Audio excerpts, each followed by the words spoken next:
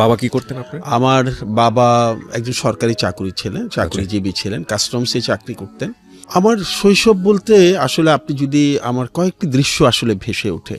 এক নম্বর হচ্ছে আমরা খুব মধ্যবিত্ত পরিবার ছিলাম, অসচ্ছল ছিলাম এটা আমি বলবো না, তবে মধ্যবিত্তের টানাপোড়নটা ছিল। আমরা স্বাচ্ছন্দ্যের মধ্যে বড় হইনি কখনো, কিন্তু কয়েকটি জিনিস আমাকে খুব নাড়া দেয় এবং আমার খুব মনে পড়ে। সেটা হচ্ছে আমাদের বাসায় একটা চমৎকার নান্দনিক পরিবেশ ছিল। আচ্ছা। আমার মা প্রাতিষ্ঠানিক শিক্ষায় তেমন একটা শিক্ষিত নন, অনেক বয়স্ক মানুষ, কিন্তু আমার মার দৃশ্য যদি আপনি আমাকে কল্পনা করতে বলেন, আমি এখনো দেখি যে উনি রান্নাঘরে একদিকে ডাল ঘুটুনি দিয়ে ডাল ঘুটছেন আর তার আরেক হাতে হয়তো শরৎচন্দ্রের বই। বাহ। বাবা চাকরি করে, বাবার দৃশ্যটা যদি আমি মনে করি, আমি দেখি যে বাবা খাটে শুয়ে আছেন, তার সামনে হয়তো বিচিত্রা অথবা এশিয়া উইক একটা পত্রিকা তখন বের হতো, এটা পড়ছেন। ওকে। আমাদের বাসায় আসলে তখন টেলিভিশন ছিল না, প্রশ্নই ওঠে না, এমনকি রেডিও ছিল না। সত্যি কথা বলতে এটা রেডিওটা আমাদের জন্য বিলাসিতা ছিল, যেহেতু আমরা সব ভাই বোন পড়াশোনা করতাম। কিন্তু আমাদের বাসায় জানেন ঘর ভর্তি বই ছিল, স্তূপে স্তূপে বইগুলো যে সাজিয়ে রাখার জন্য যে সেলফ, সে সেলফও কিন্তু সেভাবে ছিল না। টেবিলের উপর বই থাকতো, চেয়ারের উপর বই থাকতো, ছোট্ট তখন খুব কম দামি সেলফ পাওয়া যেত বইয়ের, সেই সেলফের পর সেলফ, অসংখ্য বই। আচ্ছা। আমরা ভাই বোনরা দুষ্টমি করে যখন মারামারিও করতাম, আমরা একজন আরেকজনের দিকে বই ছুঁড়ে মারতাম, হাতের কাছে ওটাই ছিল সবচেয়ে সহজলভ্য। এই পরিবেশে আসলে বড় হয়েছে আমি খুব সৌভাগ্যবান মনে করি যে আমাদের খাওয়া দাওয়ার আড়ম্বর ছিল না, পোশাকের আড়ম্বর ছিল না, আমাদের খুব বেশি আর্থিক সচ্ছলতা ছিল না, কিন্তু খুবই নান্দনিক এবং মূল্যবোধের একটি পরিবেশের মধ্যে আমরা বড় হয়েছি। এটা আমার খুব আপ্লুত করে। এইভাবেই আসলে বেড়ে ওঠা। তারপরে আপনি যদি আমাকে বলেন যে আপনার জীবনের হিরোকে, সবার জীবনে তো একজন আদর্শ মানুষ থাকে, তার মতো হতে চায়। আমার কাছে কিন্তু আমার বাবা। অবশ্যই আমি অনেককে শ্রদ্ধা করি, অনেককে অনুসরণ করি, অনেককে আমি ধারণ করার চেষ্টা করি, যেমন এপিজে কালাম আমার খুবই প্রিয়। কিন্তু আমাকে যদি আপনি বলেন যে আপনি কার মতো হতে চান, আমি আমার বাবার মতো হতে চাইব। কারণ এই মানুষটির মতো, আমি বলবো শিক্ষিত, একাডেমিক অর্থে বলছি না, একাডেমিক অর্থে যদি আপনি বলেন, ওনার মাস্টার ডিগ্রি করা ছিল না, অনেক পুরনো যুগের মানুষ, উনি অনেক বড় চাকরি করতেন না, উনি মাঝারি মানের সরকারি চাকরি করতেন, কিন্তু প্রকৃত একজন শিক্ষিত মানুষ।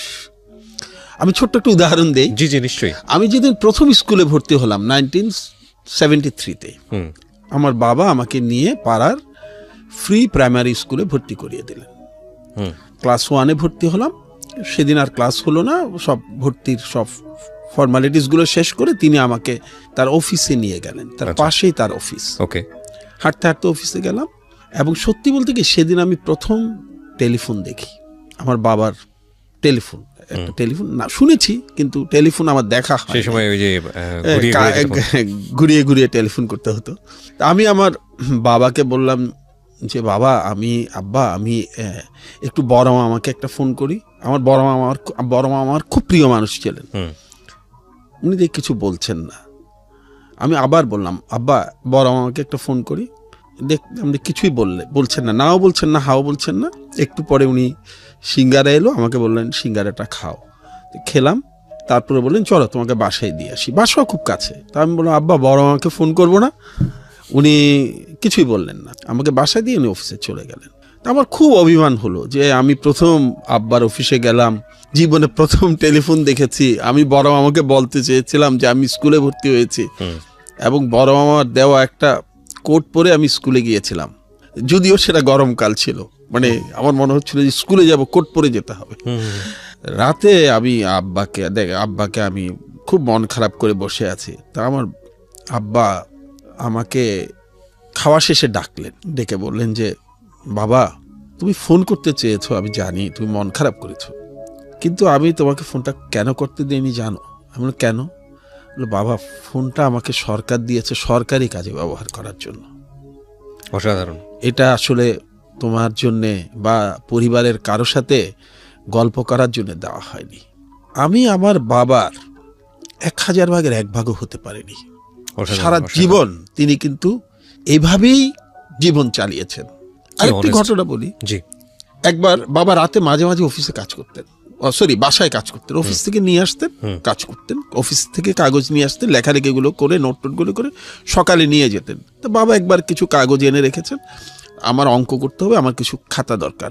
তখন আপনার মনে আছে কিনা জানি না, আমরা কিন্তু লুজ শিট কিনে খাতা বানাতাম, এই যে সেলাই করতাম। আমি আব্বার ওখান থেকে 10-15টা 20টা পৃষ্ঠা নিয়ে একটা খাতা বানিয়ে অঙ্ক করলাম বা অন্য কাজগুলো করলাম।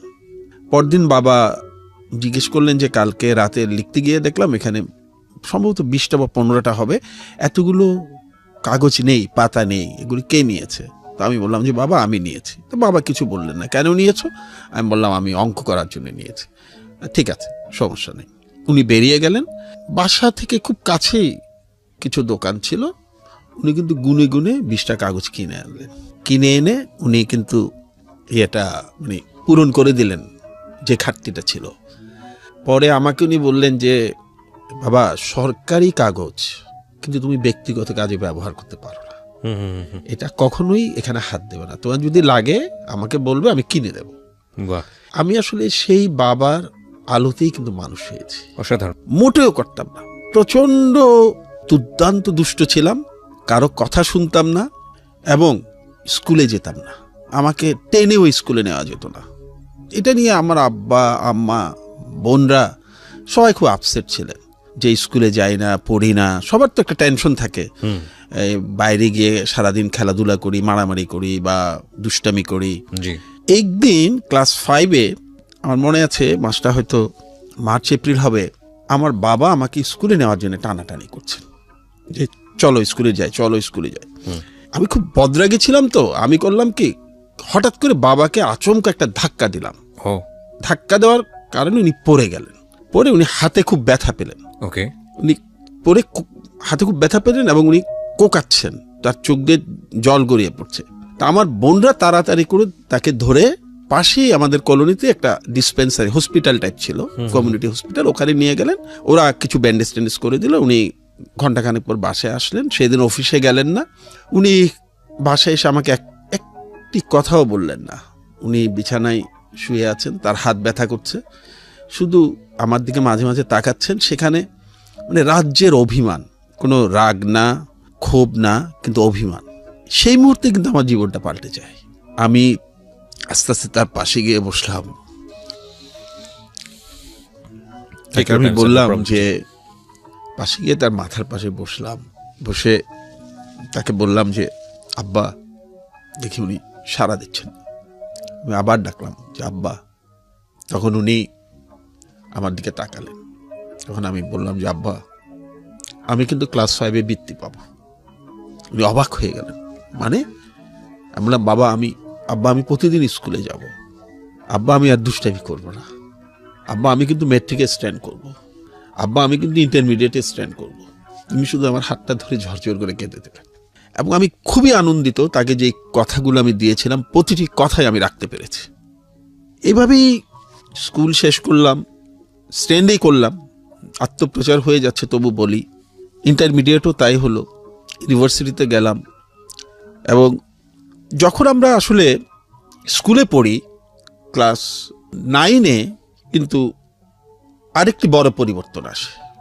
সেটি হচ্ছে তখন আমার জীবনে একজন শিক্ষকের আবির্ভাব ঘটে। ক্লাস 8-এ কিন্তু আমার রেজাল্ট কিছুটা খারাপ হয়েছিল। ক্লাস 8 থেকে যখন 9-এ উঠি, তার আগ পর্যন্ত কিন্তু আমার রেজাল্ট খুব ভালো ছিল। তখন আমার স্কুলে যিনি হেড স্যার ছিলেন, ওনার নাম রফিকুল্লাহ স্যার, উনি আমার রেজাল্ট শিট নিয়ে খুব আপসেট হয়ে গেলেন।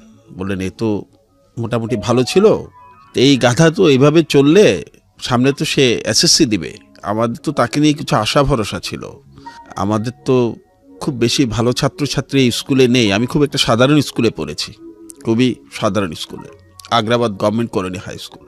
তো এর উপর একটু আশা ভরসা ছিল। সেও তো দেখি 9-এ ওঠার সময় অত ভালো রেজাল্ট করেনি। তখনই মহিউদ্দিন খান স্যার নামে একজন স্যারকে ডাকলেন, ডেকে বললেন যে খান সাহেব, এই ছাগল আগে রেজাল্ট ভালো করতো, এ মনে হয় কোনো খপ্পরে টপ্পরে পড়েছে, আপনি তাকে একটু দেখেন। যে 2 বছর আছে ক্লাস 9-10, এই 2 বছর আপনি একটু তাকে দেখেন, সাথে আপনি অন্যান্য টিচার যাদের সাহায্য দরকার হবে মনে করবেন তাদেরকে সাথে নেন, বাট আমি চাই যে আপনি ওকে দেখবেন। মহিউদ্দিন খান স্যারের একটা মজার অভ্যেস ছিল যে স্যার কিন্তু ব্যাট দিয়ে পিটাতেন না, স্যার যাকে পিটাতেন তাকে পিটাতেন স্কুলে ঘন্টা বাজানোর যে হাতুড়ি আছে সেটা দিয়ে, সেটার বাট দিয়ে। তো স্যারের হাতে কিন্তু ওই বাটটা তখনও ছিল। উনি স্যারকে বললেন যে, হেড স্যারকে বললেন যে স্যার আপনি একটু চিন্তা করবেন না, হয় ও পড়বে নয় ওকে দিয়ে আমি স্কুলের ঘন্টা বানাবো। হ্যাঁ, এরপরে আমার উপর নাজেল হলো বিশাল কেয়ামত। আমি বলবো কেয়ামত কি, কারণ আমার রুটিন করে দিলেন স্যার যে আমাকে রাত 3টায় উঠতে হবে, উঠে পড়তে হবে। এইভাবে পড়ে মাঝখানে 7টার দিকে নাস্তা, তারপরে গোসল টোসল করে স্কুলে যাব। 10টায় স্কুল, 9টা পর্যন্ত পড়তে হবে, তারপর স্কুলের জন্য বেরোতে হবে। বিকেল স্কুল থেকে ফিরে এসে বিকেল 4টা থেকে 4:30 মাঠের এক কোনায় বসে একটু হাওয়া খেতে হবে, তারপরে চলে যেতে হবে তার বাসায়। আচ্ছা, সেখানে উনি রাত 10টা পর্যন্ত আবার আমাকে পড়াবেন। কি অসাধারণ শিক্ষক। 10টার পরে আমাকে বাসায় চলে আসতে হবে এবং ঘুমিয়ে যেতে হবে। মজার ব্যাপার হচ্ছে মহিউদ্দিন খান স্যার প্রতিদিন ফজরের নামাজ পড়ে কয়েক মাইল হেঁটে উনি কিন্তু আমার বাসায় চলে আসতেন, আমি রাত 3টায় উঠে পড়ছি কিনা দেখার জন্য। My goodness. এবং নিচ থেকে আমাকে ডাকতেন, এই নাম, হ্যাঁ, বাদল নাম, হ্যাঁ। আমি 3 তলায় থাকতাম। মানে উনি ছিল আমার কাছে একটা, মানে মনে হতো যে মানে উনি আমার কাছে একটা আজরাইলের মতো ছিল। মানে স্যার সকালে আসবেন এবং আমাকে পাবেন না, এটা আমার জন্য মানে অকল্পনীয় একটা বিপদ। এবং আমি খুব বিরক্তও ছিলাম। ওকে।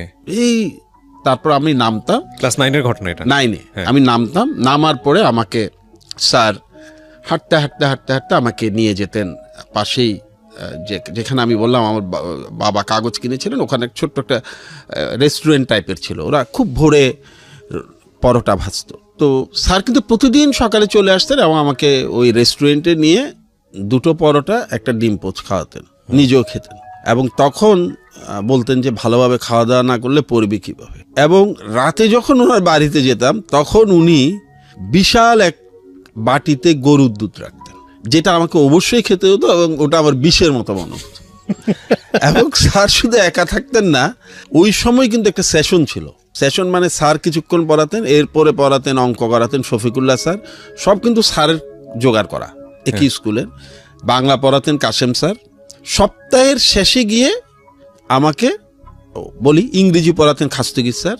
এই সব পড়াটা শেষ করে 1 সপ্তাহ পর পর হেড স্যার পরীক্ষা নিতেন। আচ্ছা, যে এই 1 সপ্তাহে আমার কি ডেভেলপমেন্ট হলো। ওকে। অর্থাৎ এই 2 বছর আমার কোনো আসলে জীবন ছিল না, মানে এই ওনাদের মানে অত্যাচারের জীবন অতিষ্ঠ। তো যখন আমি এসএসসি পরীক্ষা যেদিন শেষ হলো, সেদিন আমি প্রথম যে কাজটা করলাম সেটা হচ্ছে আমার সমস্ত বইপত্র নিয়ে আমি পুরনো দোকানে বিক্রি করে দিলাম। বইয়ের প্রতি আমার এত ক্ষোভ, বই খাতার উপর সব বিক্রি করে দিয়ে আমি আলমা সিনেমা হলে গিয়ে, আমার এক বন্ধু ছিল মানিক, ওকে নিয়ে সিনেমা দেখলাম আরাম করে ওই বই বিক্রির টাকায়। ওকে। তারপরে কয়েকটা মাসুদ রানা কিনলাম, আলমা সিনেমা হলের নিচে একটা দোকানে বিক্রি করা হতো। মাসুদ রানা বই কিনে বাসায় ফিরে আসলাম। তারপর পরীক্ষার কথা ভুলেই গেলাম। আচ্ছা, যে এই পরীক্ষা দিছে এটা ভুলেই গেছে। এখন আমি স্বাধীন 3 মাস। তখন তো আমাদের সময় তো পরীক্ষার পর পরে কোচিং শুরু করতে হতো না, আমি 83-র কথা বলছি।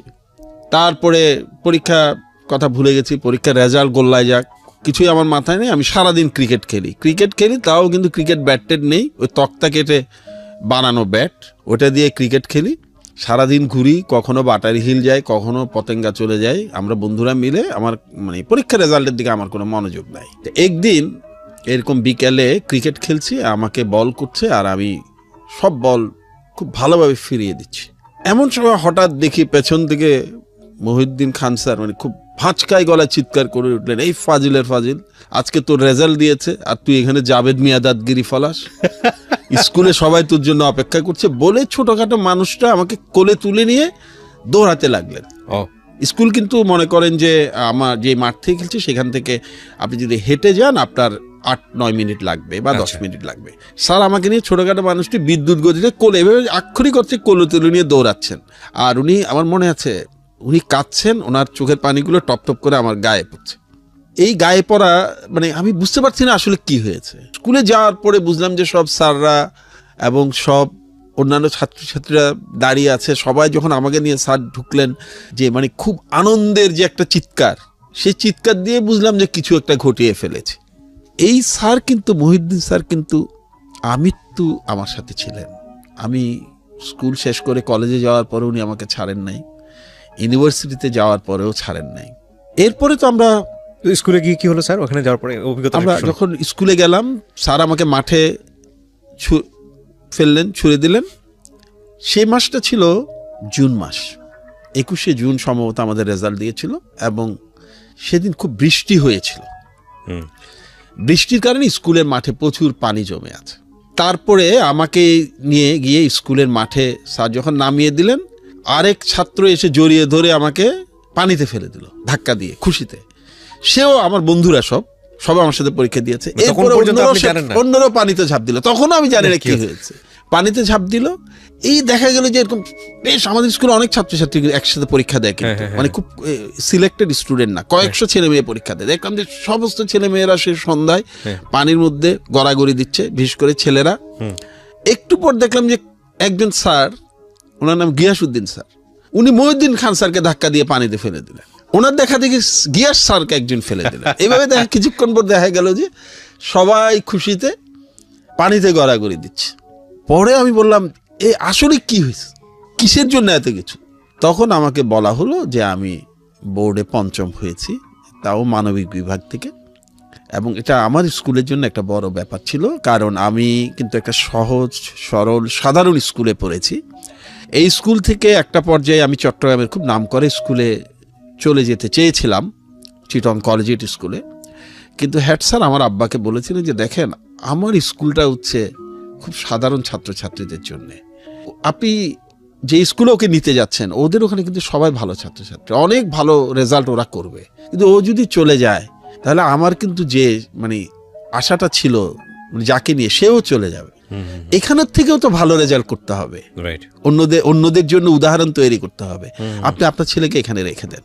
তা আমাকে রেখে দেওয়া হয়েছিল, এবং সেই স্কুল থেকে যেহেতু মানে বোর্ডে একটা জায়গা করে নিয়েছিলাম, ওটা ওই স্কুলের জন্য খুব গুরুত্বপূর্ণ ছিল। ওটাই প্রথম ছিল না, আমার আগেও ছিল, কিন্তু ওটা খুব, তবে আমার আগে গ্যাপ ছিল, একটা বড় গ্যাপের পরে আবার, যার কারণে তখন আসলে এটা একটা বড় খবর ছিল। এবং তবে আমি বলে রাখি, এই অতি সাধারণ স্কুল থেকে কিন্তু অনেক বড় বড় ব্যক্তিত্ব পরে বেরিয়েছেন, অনেক বড় যারা বাংলাদেশ সরকারের অত্যন্ত গুরুত্বপূর্ণ দায়িত্ব পালন করেছেন, খুব নামকরা অধ্যাপক হয়েছেন, বিদেশি বিভিন্ন বিশ্ববিদ্যালয়ে খুবই নামকরা অধ্যাপক হয়েছেন, এরকমও আছেন। কিন্তু অন্য স্কুলের মতো প্রতি বছর ভালো প্রোডাক্ট বের করা, সেটা একটু কঠিন ছিল আমার স্কুলের জন্য। আচ্ছা আচ্ছা, আমার পরেও করেছে স্ট্যান্ড, আমার চেয়ে ভালো রেজাল্ট করেছে এমনও আছে, কিন্তু ওই বছরের জন্য একটা ইউনিক ছিল। সো রেজাল্টটা জানলেন স্যার, তারপরে যাই। এরপরে তো আমরা চিটং কলেজ গেলাম। তবে যখন আমরা স্কুলে পড়ি তখন কিন্তু আমরা কচিকাচার আসর, দাদাভাই যেটা পরিচালনা করতেন, ওটার সাথে জড়িত হই, এবং কচিকাচার আসরের সাথে যুক্ত হওয়ার কারণে কিন্তু আমরা টুকটাক লেখালেখি শুরু করি, ছড়া কবিতা, স্কুল জীবন থেকেই। এবং সেগুলো আমরা তখন ইত্তেফাকে রকুনুজ্জামান খান দাদাভাই একটা কচিকাচার আসর নামে একটা বিশেষ পাতা করতেন, সেখানে আমরা লেখা পাঠাতাম, সেগুলো ছাপা হতো, মাঝে মাঝে ছাপা হতো। ছাপা হলে আমাদের খুব খুশি। এইভাবে কিন্তু আমরা লেখালেখির জগতে আস্তে আস্তে আসা শুরু করি। ওই সময় বাবার প্রতিক্রিয়া কি ছিল আপনার জীবনের প্রথম অ্যাচিভমেন্ট, বড় অ্যাচিভমেন্ট? আমার যখন প্রথম অ্যাচিভমেন্ট হয়, আমি বলি, আমার বাবা, তার সামর্থ্য খুব কম ছিল। আমি যখন পানিতে গড়াগড়ি খাচ্ছি, তখন এক পর্যায়ে আমার চিৎকার করে উঠলো আমার স্যাররা যে তোর আব্বা এসছে। হ্যাঁ, তখন আমি পানি থেকে উঠে গেলাম। আমার মনে আছে তিনি আমাকে নিয়ে, তার অনেক আশা ছিল, কিন্তু তার কেন জানি ধারণা ছিল যে হয়তো আমি ভালো করব। তার সেই আশা পূরণ হওয়ার কারণে, কিংবা আমি জানি না কেন, তিনি খুব স্তব্ধবাক হয়ে শুধু আমার মাথায় হাত বুলাচ্ছেন, আদর করছেন, করতে করতে আমাকে জড়িয়ে ধরলেন।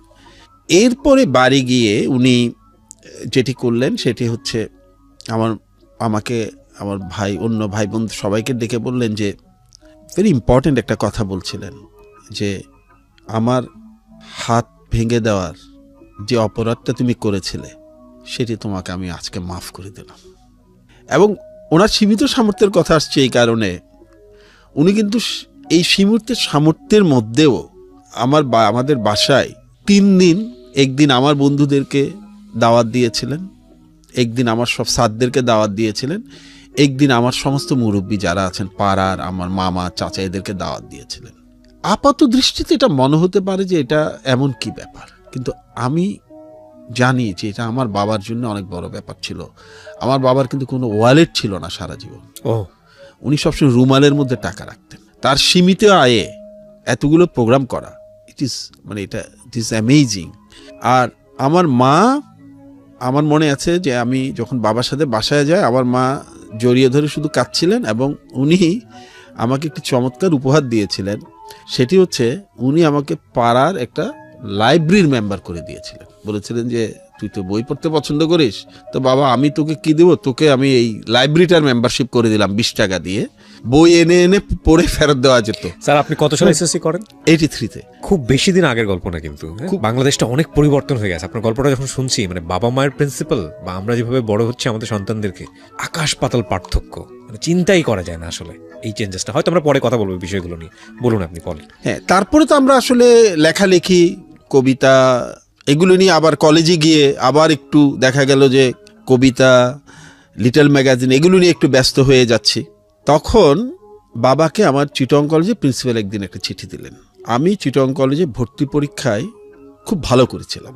বাবাকে একটা চিঠি দিলেন যে আপনার বাচ্চা খুবই প্রমিজিং, তবে ইদানিং ও মনে হচ্ছে যে একটু কবিতা লেখা, ও বিভিন্ন অন্যান্য কাজে ব্যস্ত হয়ে পড়েছে, আপনি যদি পারেন আমার সাথে একটু দেখা করবেন। এটা তখন দেওয়া হতো কলেজ থেকে।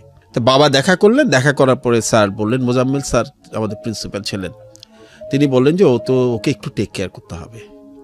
বাবা আসার পরে বাবা প্রথম খবর দিলেন মহিউদ্দিন স্যারকে। স্যার কিন্তু খবর আমার সবসময় নেন। তো বললেন যে স্যার আপনার ছাত্র সম্পর্কিত প্রিন্সিপাল এটা বলেছে। তখন মহিউদ্দিন স্যার আবার আমার দায়িত্ব নিলেন। তখন আমরা মনে হয় 2nd ইয়ারে উঠেছি এবং আমাকে উনি আবার আগের রুটিনে ফিরিয়ে নিলেন।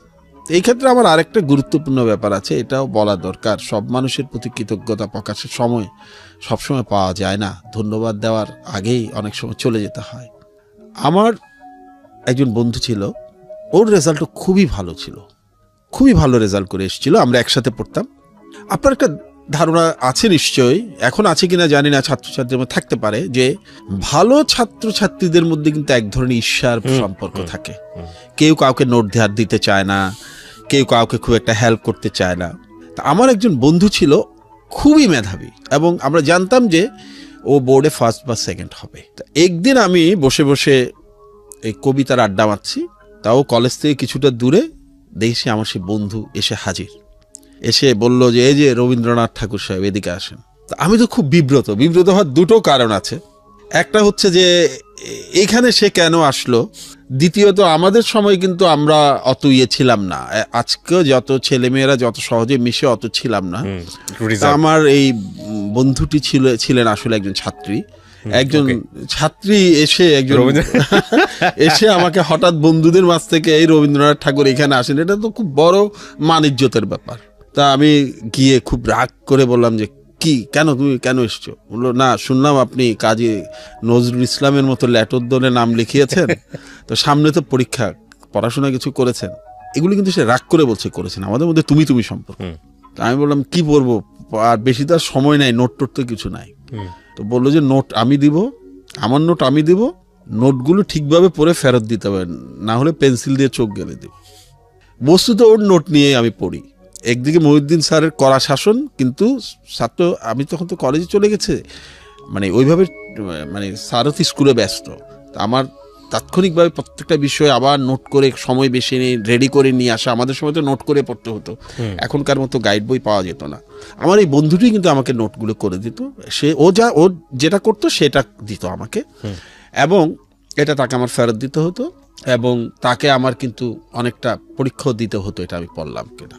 অনেকটা এই দুজনের কারণেও আমি এইচএসসি তো মোটামুটি বোর্ডে একটা জায়গা করে নেই, যদি আমার এই বন্ধুটি আরো ভালো করেছিল, সে 2nd হয়েছিল। আপনার পজিশন কত হয়? আমার ছিল 11th। ওকে, তখন তো 20 জন ছিল স্ট্যান্ড করার। হ্যাঁ, 20 জন ছিল। এরপর তো আমরা কিছুটা রাজনীতি নিয়ে ব্যস্ত হয়ে গেলাম, লেখালেখি নিয়ে ব্যস্ত হয়ে গেলাম। তখন তুমুল কবিতা, আমরা কিছু বিশেষ ধারণার রাজনীতি করতাম, যেগুলোকে প্রগতিশীল ধারণা বলা হয়, ওগুলো নিয়ে আমরা খুব ব্যস্ত হয়ে গেলাম। তখন পর্যন্ত কি বিশ্ববিদ্যালয় জীবন। জীবনের এম ঠিক হয়েছে যে এত ভালো রেজাল্ট, কোথায় যাব, কি করব? আমি একটা কথা বলি, ফ্রম ডে ওয়ান আমার দুটো ইচ্ছে ছিল। একটা হচ্ছে আমি বিশ্ববিদ্যালয়ের শিক্ষক হব, আর যদি বিশ্ববিদ্যালয়ের শিক্ষক হতে না পারি আমি সিভিল সার্ভিসে আসব। ওকে, দুটোর মধ্যে একটা। এক্ষেত্রে আমি শেষ পর্যন্ত আমার বাবার ইচ্ছেটাকে প্রাধান্য দেই। আমার বাবা আমাকে বলছিলেন যে আমি তাকে যখন জিজ্ঞেস করলাম যে বাবা আমি আসলে কি হব, আপনি কি চান, তখন আমার বাবা আমাকে একটা ইম্পর্টেন্ট কথা বলেছিলেন। যে বললো যে বাবা আমি তো 1949 সালে চাকরিতে ঢুকেছি। তখন মুসলমানরা পড়াশোনাই খুব কম করতো, সত্যি কথা বলতে, এবং তারা চাকরি করবে এটা চিন্তাও করতে পারতেন না। এবং আমার বাবা চাকরি করার কারণে কিন্তু আমার দাদা একটু রাগও ছিলেন, কারণ আমার দাদা ছিলেন কিন্তু একদম জাত ব্যবসায়ী। চিটাগনিয়ানরা তো ব্যবসা করেন, এবং উনি ব্যবসা বাণিজ্য ছেড়ে পড়াশোনা করে, উনিও কিন্তু পড়াশোনা করতে পেরেছেন আমার দাদির কারণে, কারণ আমার নানা আবার কিন্তু খুব বড় সরকারি কর্মকর্তা ছিলেন। ওকে, নানার বাড়ি থেকে নানা আমার যেটা বলছি, আমার নানার কথা বলছি এই কারণে যে আমার নানা কিন্তু আমার দাদির ভাই। উনি ওনার ভাই দ্বারা অনুপ্রাণিত হয়ে উনি চিন্তা করলেন যে ছেলেদেরকে ইংরেজি শিক্ষায় শিক্ষিত করবেন।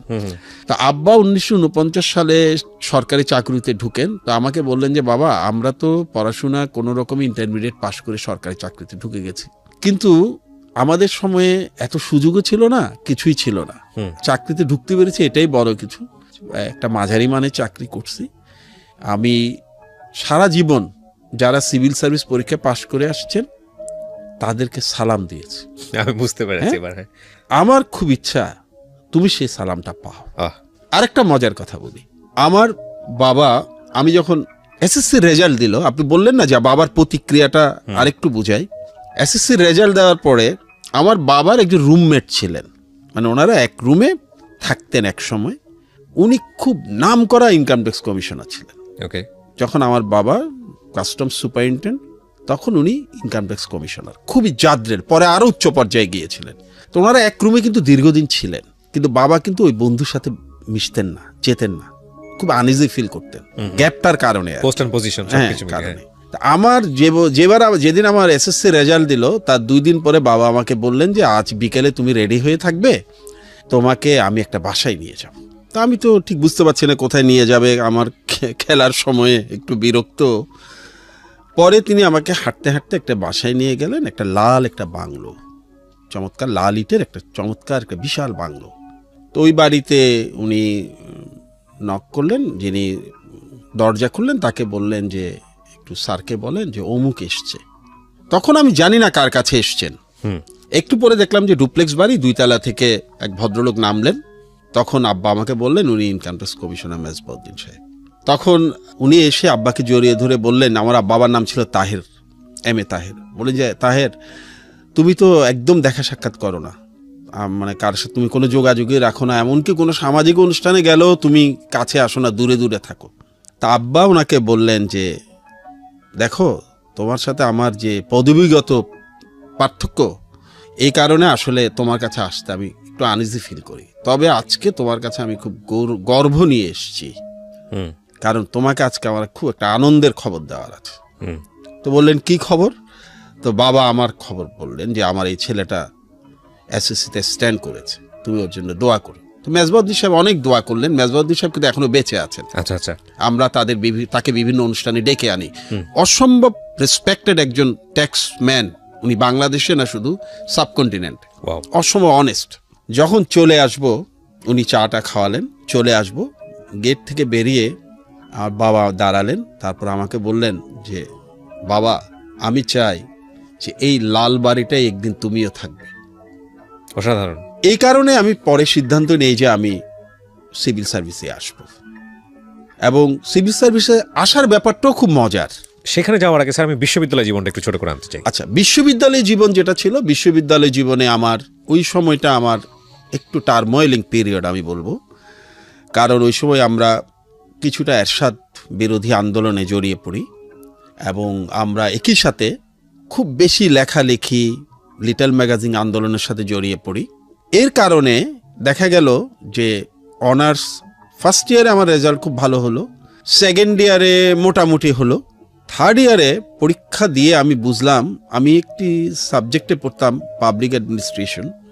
যে কোনো কারণেই হোক পাবলিক অ্যাডমিনিস্ট্রেশনে তখন ফার্স্ট ক্লাস দেওয়ার এই ব্যাপারটা খুব কম ছিল, আপনাদের সময় খুব ডিমান্ডেবল একটা খুব সাবজেক্ট ডিমান্ডেবল ছিল এবং খুব কম ছিল। চিটাগং ইউনিভার্সিটিতে পড়ছিলেন? চিটাগং ইউনিভার্সিটি, যদিও আমাদের ব্যাচে কিন্তু পেয়েছে ফার্স্ট ক্লাস, তাই না যে তা না, কিন্তু খুব কঠিন ছিল পাওয়াটা। জি। যখন আমার থার্ড ইয়ার পরীক্ষা দিয়ে আমি বুঝলাম যে না, আমি ফার্স্ট ক্লাস পাবো না, এটা একটা ডিজাস্টার ঘটতে যাচ্ছে, তখন আমি আমার বাবার সাথে এটা খোলামেলা আলাপ করলাম। আমার বাবাকে বললাম যে বাবা, আমি মনে হয় আমার রেজাল্ট ভালো হবে, ডেফিনেটলি রেজাল্ট ভালো হবে, ডেফিনেটলি রেজাল্ট ভালো হবে, কিন্তু আমার মনে হয় যে আমার কিছু কিছু বন্ধু আমার চেয়ে বেশি ভালো করবে। এবং আমার বন্ধু সবচেয়ে ভালো যারা করেছেন, যে দুজন আমার চেয়ে ভালো ছিলেন, তাদের একজন কিন্তু অনেক পরে, এখন সে কায়রো আমেরিকান ইউনিভার্সিটির খুব নামকরা অধ্যাপক, ডিন। ও কিছুদিন আমাকে বলছিল যে বাদল, আমার কিন্তু ইউনিভার্সিটিতে এসে টার্গেট ছিলি তুই, যে আমার প্ল্যান ছিল যে আমি ওকে আমার পিছনে রাখবো, তাহলেই আমার হয়ে যাবে। আমি কিন্তু এটা মাঝে মধ্যে আমি ছেলে মেয়েদেরকে বলি যে target the first boy, right, তাকে বিট করো, তাহলে তুই ফার্স্ট হয়ে যাবে। রাইট। যাই হোক, আমি আমার আব্বাকে এটা বললাম, তো আমার বাবা আমাকে বললেন যে বাবা, সমস্যা নেই, তুমি সিভিল সার্ভিস পরীক্ষাটা দাও, ওকে, ওখানে ভালো তুমি যদি একটা পজিশন পাও আমি হ্যাপি। তখন অনার্সের অ্যাপিয়ার সার্টিফিকেট আমার হাতে আসছে। বিশ্ববিদ্যালয় জীবনটা পুরোটাই, যেটা বলছিল, পুরোটাই কবিতা লেখালেখি। আর একটা কাজ ছিল আমরা একটা অদ্ভুত কাজ করতাম, আমি এখন জানি না এখনকার বাচ্চারা এটা করে কিনা বা কারো মাথা আসে কিনা। সেটা হচ্ছে আমরা দুই বন্ধু, আমি এবং খোকন, এখন ফ্র্যাঙ্কফুর্টে থাকে। আমরা কিন্তু ইউনিভার্সিটি লাইফটা লেখালেখি, পড়াশোনা, এটা তো করতামই, সাথে আমরা একটা কাজ করতাম, সেটা হচ্ছে আমরা রাতে মেডিকেল কলেজে চলে যেতাম। আচ্ছা, মেডিকেল কলেজে আমরা কিন্তু তখনও কিন্তু প্রচুর অজ্ঞাত রোগী থাকতো, আনঅ্যাটেন্ডেড পেশেন্ট। আমরা খেয়াল করতাম যে কোন রোগীর আত্মীয় স্বজন নাই, তাদের সাথে আমরা রাত কাটাতাম। হ্যাঁ, তাদের সাথে রাত কাটাতাম। আমার কেন জানি মনে হতো যে এটা এক ধরনের নেশাই পরিণত হয়েছিল, জানেন। পরে এক পর্যায়ে কিন্তু মেডিকেল কলেজে আমাদেরকে অনেকেই চিনতো, যে এরকম পেশেন্ট পেলে আমাদেরকে খবরও দিত, যে এটা কি আপনি মানে একদম পুরো নিজে থেকে আমার আর খোকনের রাজনীতির মতাদর্শ নিজের মধ্যে এসছে এরকম কোনো ব্যাপার না, কোনো ব্যাপার, একদম নিজে থেকে।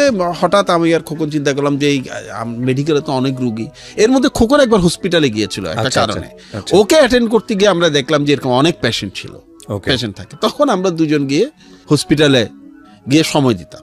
এই কাজগুলো করে ইউনিভার্সিটি জীবনটা কেটেছে। পড়াশোনাটা কম করেছি, কিন্তু বাইরের পড়াশোনা প্রচুর করেছি, আর টিউশনি করেছি। আমার বাবা কিন্তু 86-এ রিটায়ারমেন্টে চলে যান। আমি কিন্তু ইউনিভার্সিটি থেকে বের হয়েছি 93-তে সেশন জ্যামের কারণে, যদিও চাকুরিতে আগে ঢুকে গেছি। আমি কিন্তু পুরো সময়টা কিন্তু এরপরে টিউশনি করে পড়েছি, কারণ বাবার পেনশনের টাকায় সামান্য সঞ্চয়পত্র, সেটার টাকায় আসলে উনি পুরোপুরি খরচ আমাদের দেওয়ার সামর্থ্য ছিল না। I am very much proud of it, যে আমার বাবা, আপনি একটু আগেই বললেন, এমন একটি দপ্তরে কাজ করতেন যেখানে চাইলে অনেক কিছুই করা যেত। তিনি সেটি না করে অল্প সঞ্চয়পত্র, রিটায়ারমেন্টের পরে উনি 7 লাখ টাকার পেনশন বেনিফিট পাওয়ার পরে উনি জীবনে প্রথম লাখ টাকা একসাথে দেখেন, এবং উনি কাঁদছিলেন ওই টাকাটা বাসায় আনার পরে, যে এত টাকা উনি কি করবেন। What a story! হ্যাঁ, কি করবেন এই টাকা, মানে 7 লাখ টাকা, এটা কি করবেন উনি। যাই হোক, ওই সঞ্চয়পত্রের টাকায় হতো না, আমি টিউশনি করতাম। টিউশনি করে বই কিনতাম, নিজের কাপড় চোপড় কিনতাম, এবং ছোট ভাইদেরকেও মাঝে মধ্যে দিতাম। এবং আমি কিন্তু চট্টগ্রাম শহরের খুব কাঙ্ক্ষিত হাউস টিউটর ছিলাম। সব গার্ডিয়ানরা মনে করতেন যে ওকে যদি টিচার হিসেবে রাখা যায় রেজাল্ট ভালো করবে। আপনার রেজাল্ট এখানে অনেক বড় একটা ফ্যাক্ট হয়েছে। আর হতো কি, আমার ছাত্রছাত্রীদের সাথে আমার একটা অত্যন্ত ভালো রিলেশন ডেভেলপ করতো, এবং শিক্ষক হিসেবে আসলেই মনে হয় ভালো ছিলাম, কারণ আমি যাদেরকে পড়িয়েছি তারা ঈর্ষণীয়ভাবে সফল। ঈর্ষণীয়, কেউ ডাক্তার, ইঞ্জিনিয়ার, খুব বড় কর্পোরেট বস। এদেরকে যখন এরা বিভিন্ন এয়ারপোর্টে দেখা হয়, সেদিন গত সপ্তাহে দেখা হয়েছিল, আমার ছাত্রী, সে খুব বড় একটি প্রতিষ্ঠানের চিফ এক্সিকিউটিভ অফিসার এবং অনেক চ্যারিটি করে। সে লাফ দিয়ে উঠে যখন সার করছিল, অত্যন্ত স্মার্ট ভদ্রমহিলা, এখন তো বড় হয়ে গেছে, সবাই খুব অবাক হয়ে তাকাচ্ছে, কিরে এই কালো সহজ সাধারণ মানুষটিকে এত স্মার্ট একজন মহিলা এত সার করে, মানে আমার ব্যাগ ধরতে দিচ্ছে না আমাকে, মানে পারলে সে মানে আমাকে হাতে ধরে প্লেনে তুলে, এরকম অবস্থা আর কি। যার কারণে আমার কিন্তু টিউশনিতে আয় ভালো ছিল, বাট আমি খুব মনোযোগ দিয়ে পড়াতাম। এরশাদের সময় যখন কারফিউ ছিল না, সকাল 7টা থেকে কারফিউ, আমি কিন্তু ভোর 5টায় উঠে পড়াতে চলে যেতাম। আচ্ছা, তখন আমার হাতে যে টিউশন ছিল 4টায় উঠে চলে যেতাম। এই 7টার মধ্যে কিন্তু 2-3টা টিউশন বাসায় চলে আসতাম। I never missed any day. তো যেটা বলছিলাম যে এইভাবে ইউনিভার্সিটিটা যখন শেষ করছি, তখন আমার এক ভাই ছিলেন, হারুনুর রশিদ পিন্টু, জি, পাড়ার বড় ভাই, কিন্তু একদম আপন ভাইয়ের। উনি একদিন একটা বিসিএস এর ফর্ম এনে দিলেন, বলে তুই বিসিএস দে। টিউশনি করতে করতে এক পর্যায়ে টিউশনি গর্তে ঢুকে গেলে আর বেরোতে পারবি না, কারণ তোর হাতে কাঁচা টাকা আসছে, ট্রু, আর বেরোতে পারবি না। আমার এক বন্ধু ছিল সালমান, সেও বলে যে না তুই বিসিএস দে, পরে দেখবি যে এই টিউশনির ভিত্তিতে টাকা হাতে কাঁচা টাকা আসলে আর পরীক্ষা দিতে ইচ্ছা করবে না। তখন আমি বললাম যে ভাইজান কি পরীক্ষা দিব, এখনো মাত্র অনার্স শেষ করলাম, রেজাল্টও দেয় নাই। বলে তুই দে। তখন আমার কাছে ফর্ম নিয়ে আসলেন, ফার্স্ট চয়েস কি দিব, তখন সাতকাহন পড়েছে সমরেশ বসুর, সাতকাহন। ভাগ্যক্রমে সমরেশ মজুমদার আমার অত্যন্ত আপন মানুষ এখন। উনি বাংলাদেশে বেশ কয়েকবার আমার আমন্ত্রণে এসছেন, আমার বইয়েরও মোড়ক উন্মোচন করেছেন, আমরা একসাথে অনেক নির্জন জায়গায় সময় কাটিয়েছি। আমার স্ত্রীকে তিনি কন্যার মতো জানেন। এটা তো তখন জানতাম না যে উনি ঘরের মানুষ হয়ে যাবেন বা আমি ওনার ঘরের মানুষ হয়ে যাব। যাই হোক, সাতকাহনপুরে তখন আমি দীপাবলির প্রেমে প্রবল ভাবে আসক্ত। দীপাবলি সারাক্ষণ মাথায় ঘুরে যে দীপাবলি লিখে দিলাম ফার্স্ট চয়েস ইনকাম ট্যাক্স। এদিকে বাবাও তো চেয়েছিলেন, বাবা চেয়েছিলেন সরকারি অফিসার হই, কিন্তু ওইরকম ক্যাটাগরাইজ ছিল না। তবে ওনার একটু আপত্তি ছিল, মানে ওনার একটু ভয় ছিল, আপত্তি না, ইউনিফর্ম সার্ভিসের ব্যাপারে ওনার একটু ভয় ছিল, মানে জব হ্যাজার্ডের কারণে, যে অনেক ধরনের কঠিন দায়িত্ব পালন করতে হয়, তুমি এটা হয়তো পারবা না, এরকম একটা ব্যাপার ছিল। হ্যাঁ, ওই সার্ভিসগুলোর প্রতি তার শ্রদ্ধা ছিল, কিন্তু উনি মানে ওনার ভয় ছিল আর কি, কারণ ওগুলো একটু রিস্কি জব, তো এই কারণে। তো তারপরে ফর্ম ফিল আপ করে দিয়ে দিলাম। ফর্ম যেদিন ফিল আপ করলাম সেদিন আমি চিন্তা করলাম যে আমাকে আমার বিশ্ববিদ্যালয়ে অনার্সের রেজাল্ট আমার বন্ধুরা 2-3জন বন্ধু আমার চেয়ে ভালো করবে, আমি জানি নিশ্চিত। এই ফেইলারটা আমাকে পূরণ করতে হবে। সেটা কি করতে হবে, আমি টার্গেট করলাম যে সিভিল সার্ভিস যেহেতু দিতেই যাচ্ছি, এক চান্সেই পাস করব। তখন মাত্র 24 বছর, 21 বছর বয়সে অ্যাপ্লাই করি, যোগদান করি 24 বছর বয়সে। এবারেই পাস করব, একবারই পাস করব। হ্যাঁ, আর পরীক্ষা দিতে যখন যেদিন শুরু হবে, বাবা আগের দিন ডাকলেন, ডেকে জিজ্ঞেস করলেন, বাবা তোমার কি মনে হয়, তোমার হবে? আমি বললাম যে বাবা, হলে প্রথম 5 জনের মধ্যে থাকবো, ওয়াও, আর যদি না হয় হবে না। আপনি এতটা কনফিডেন্ট কিভাবে পাচ্ছিলেন? আমি এটা সবসময় বাচ্চাদেরকে বলি, বিসিএস বলেন, যে কোনো কম্পিটিটিভ পরীক্ষা, আমরা বলি যে 4 লাখ ছেলে মেয়ে পরীক্ষা দিচ্ছে, আসলে 4 লাখ ছেলে মেয়ে পরীক্ষা দেয় না, 90% কিন্তু না পড়ে পরীক্ষা দেয়। True, agreed. সিরিয়াসলি নেয় না, বলে পরের বার দিব, দূর আমার হবে না, আরেকজনের জন্য যাচ্ছি। 10% ছেলে মেয়ে সিরিয়াসলি পরীক্ষা দেয়। ট্রু। তাহলে 4 লাখের মধ্যে কিন্তু আসলে 40,000 পরীক্ষা দেয়, কম্পিটিশনটা হয় 40,000-এর মধ্যে। আমি ঠিক করলাম যে আমি পরীক্ষা যদি দেই ওই 10%-এর মধ্যে থাকবো, এবং আমি রুটিন করে পরীক্ষার ফর্ম ফিল আপের পর থেকে পরীক্ষা হওয়া পর্যন্ত আমাদের যে সময়টা ছিল, এই সময়টা কিন্তু রুটিন করে আমি 6 থেকে 8 ঘন্টা পড়তাম।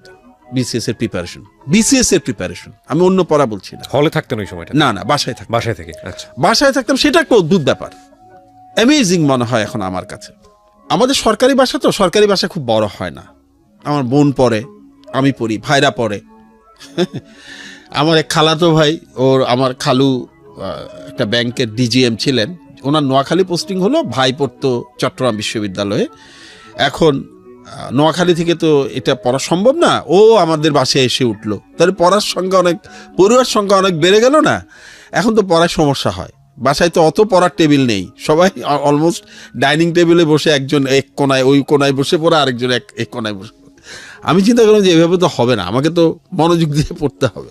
তা আমি করলাম কি, আমার এক আত্মীয়ের একটা ফার্মেসি ছিল, আমি সেই ফার্মেসির ভাইকে, আমার দুলাভাই, বেশ বড় একটা ফার্মেসি ছিল, পিছনে ডাক্তারের চেম্বার ছিল।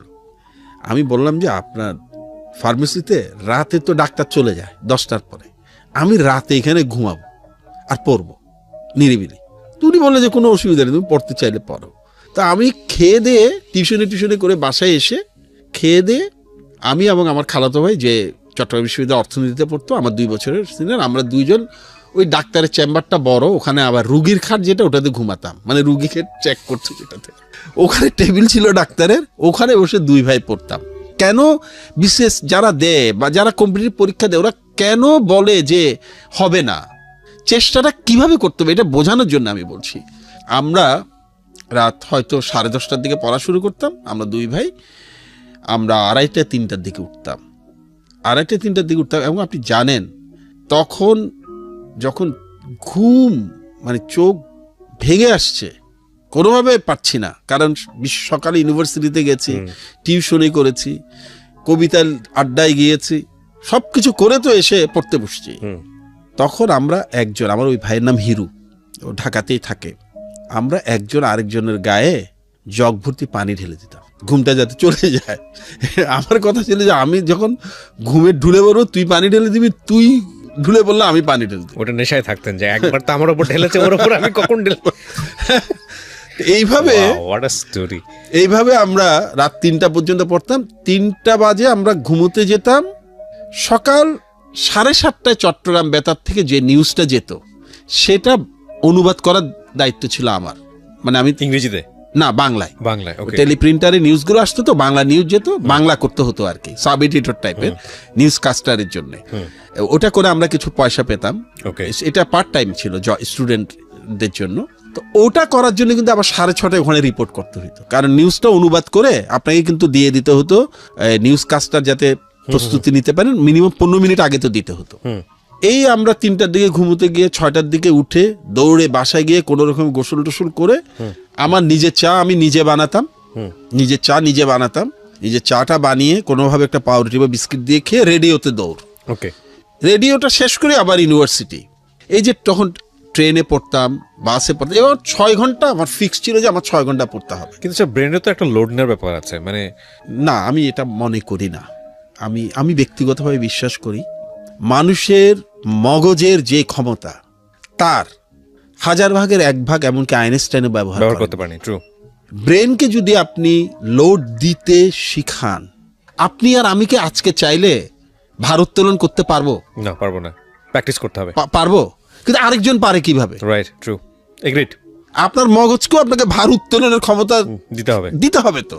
এইভাবে করে কিন্তু আমরা পরীক্ষা দিয়েছি। সক্ষমতা, ব্রেনের সক্ষমতা আপনার তৈরি করতে হবে। আপনি যত চর্চা করবেন, যত লোড ব্রেনকে দিবেন, বাজে লোড দিলে ব্রেন নষ্ট হয়, বাজে লোড দিলে ব্রেন নষ্ট হয়, বাজে চিন্তা করলে ব্রেন নষ্ট হয়। আপনি যদি পজিটিভ ভাবে ব্রেনকে ইউজ করেন, বিল গেটস এত কাজ করেন কিভাবে? কিছুদিন আগে বাংলাদেশের একজন অন্যতম শীর্ষ সফল ব্যক্তির সাথে আমার এয়ারপোর্টে দেখা হয়েছে। যতবার দেখা হয় ততবার দেখি উনি ডায়েরির মধ্যে পাজল সলভ করেন। অনেকবার দেখা হচ্ছে। সেদিন আমি তাকে জিজ্ঞেস করলাম যে স্যার আপনি সারাদিন পাজল সলভ করেন কেন?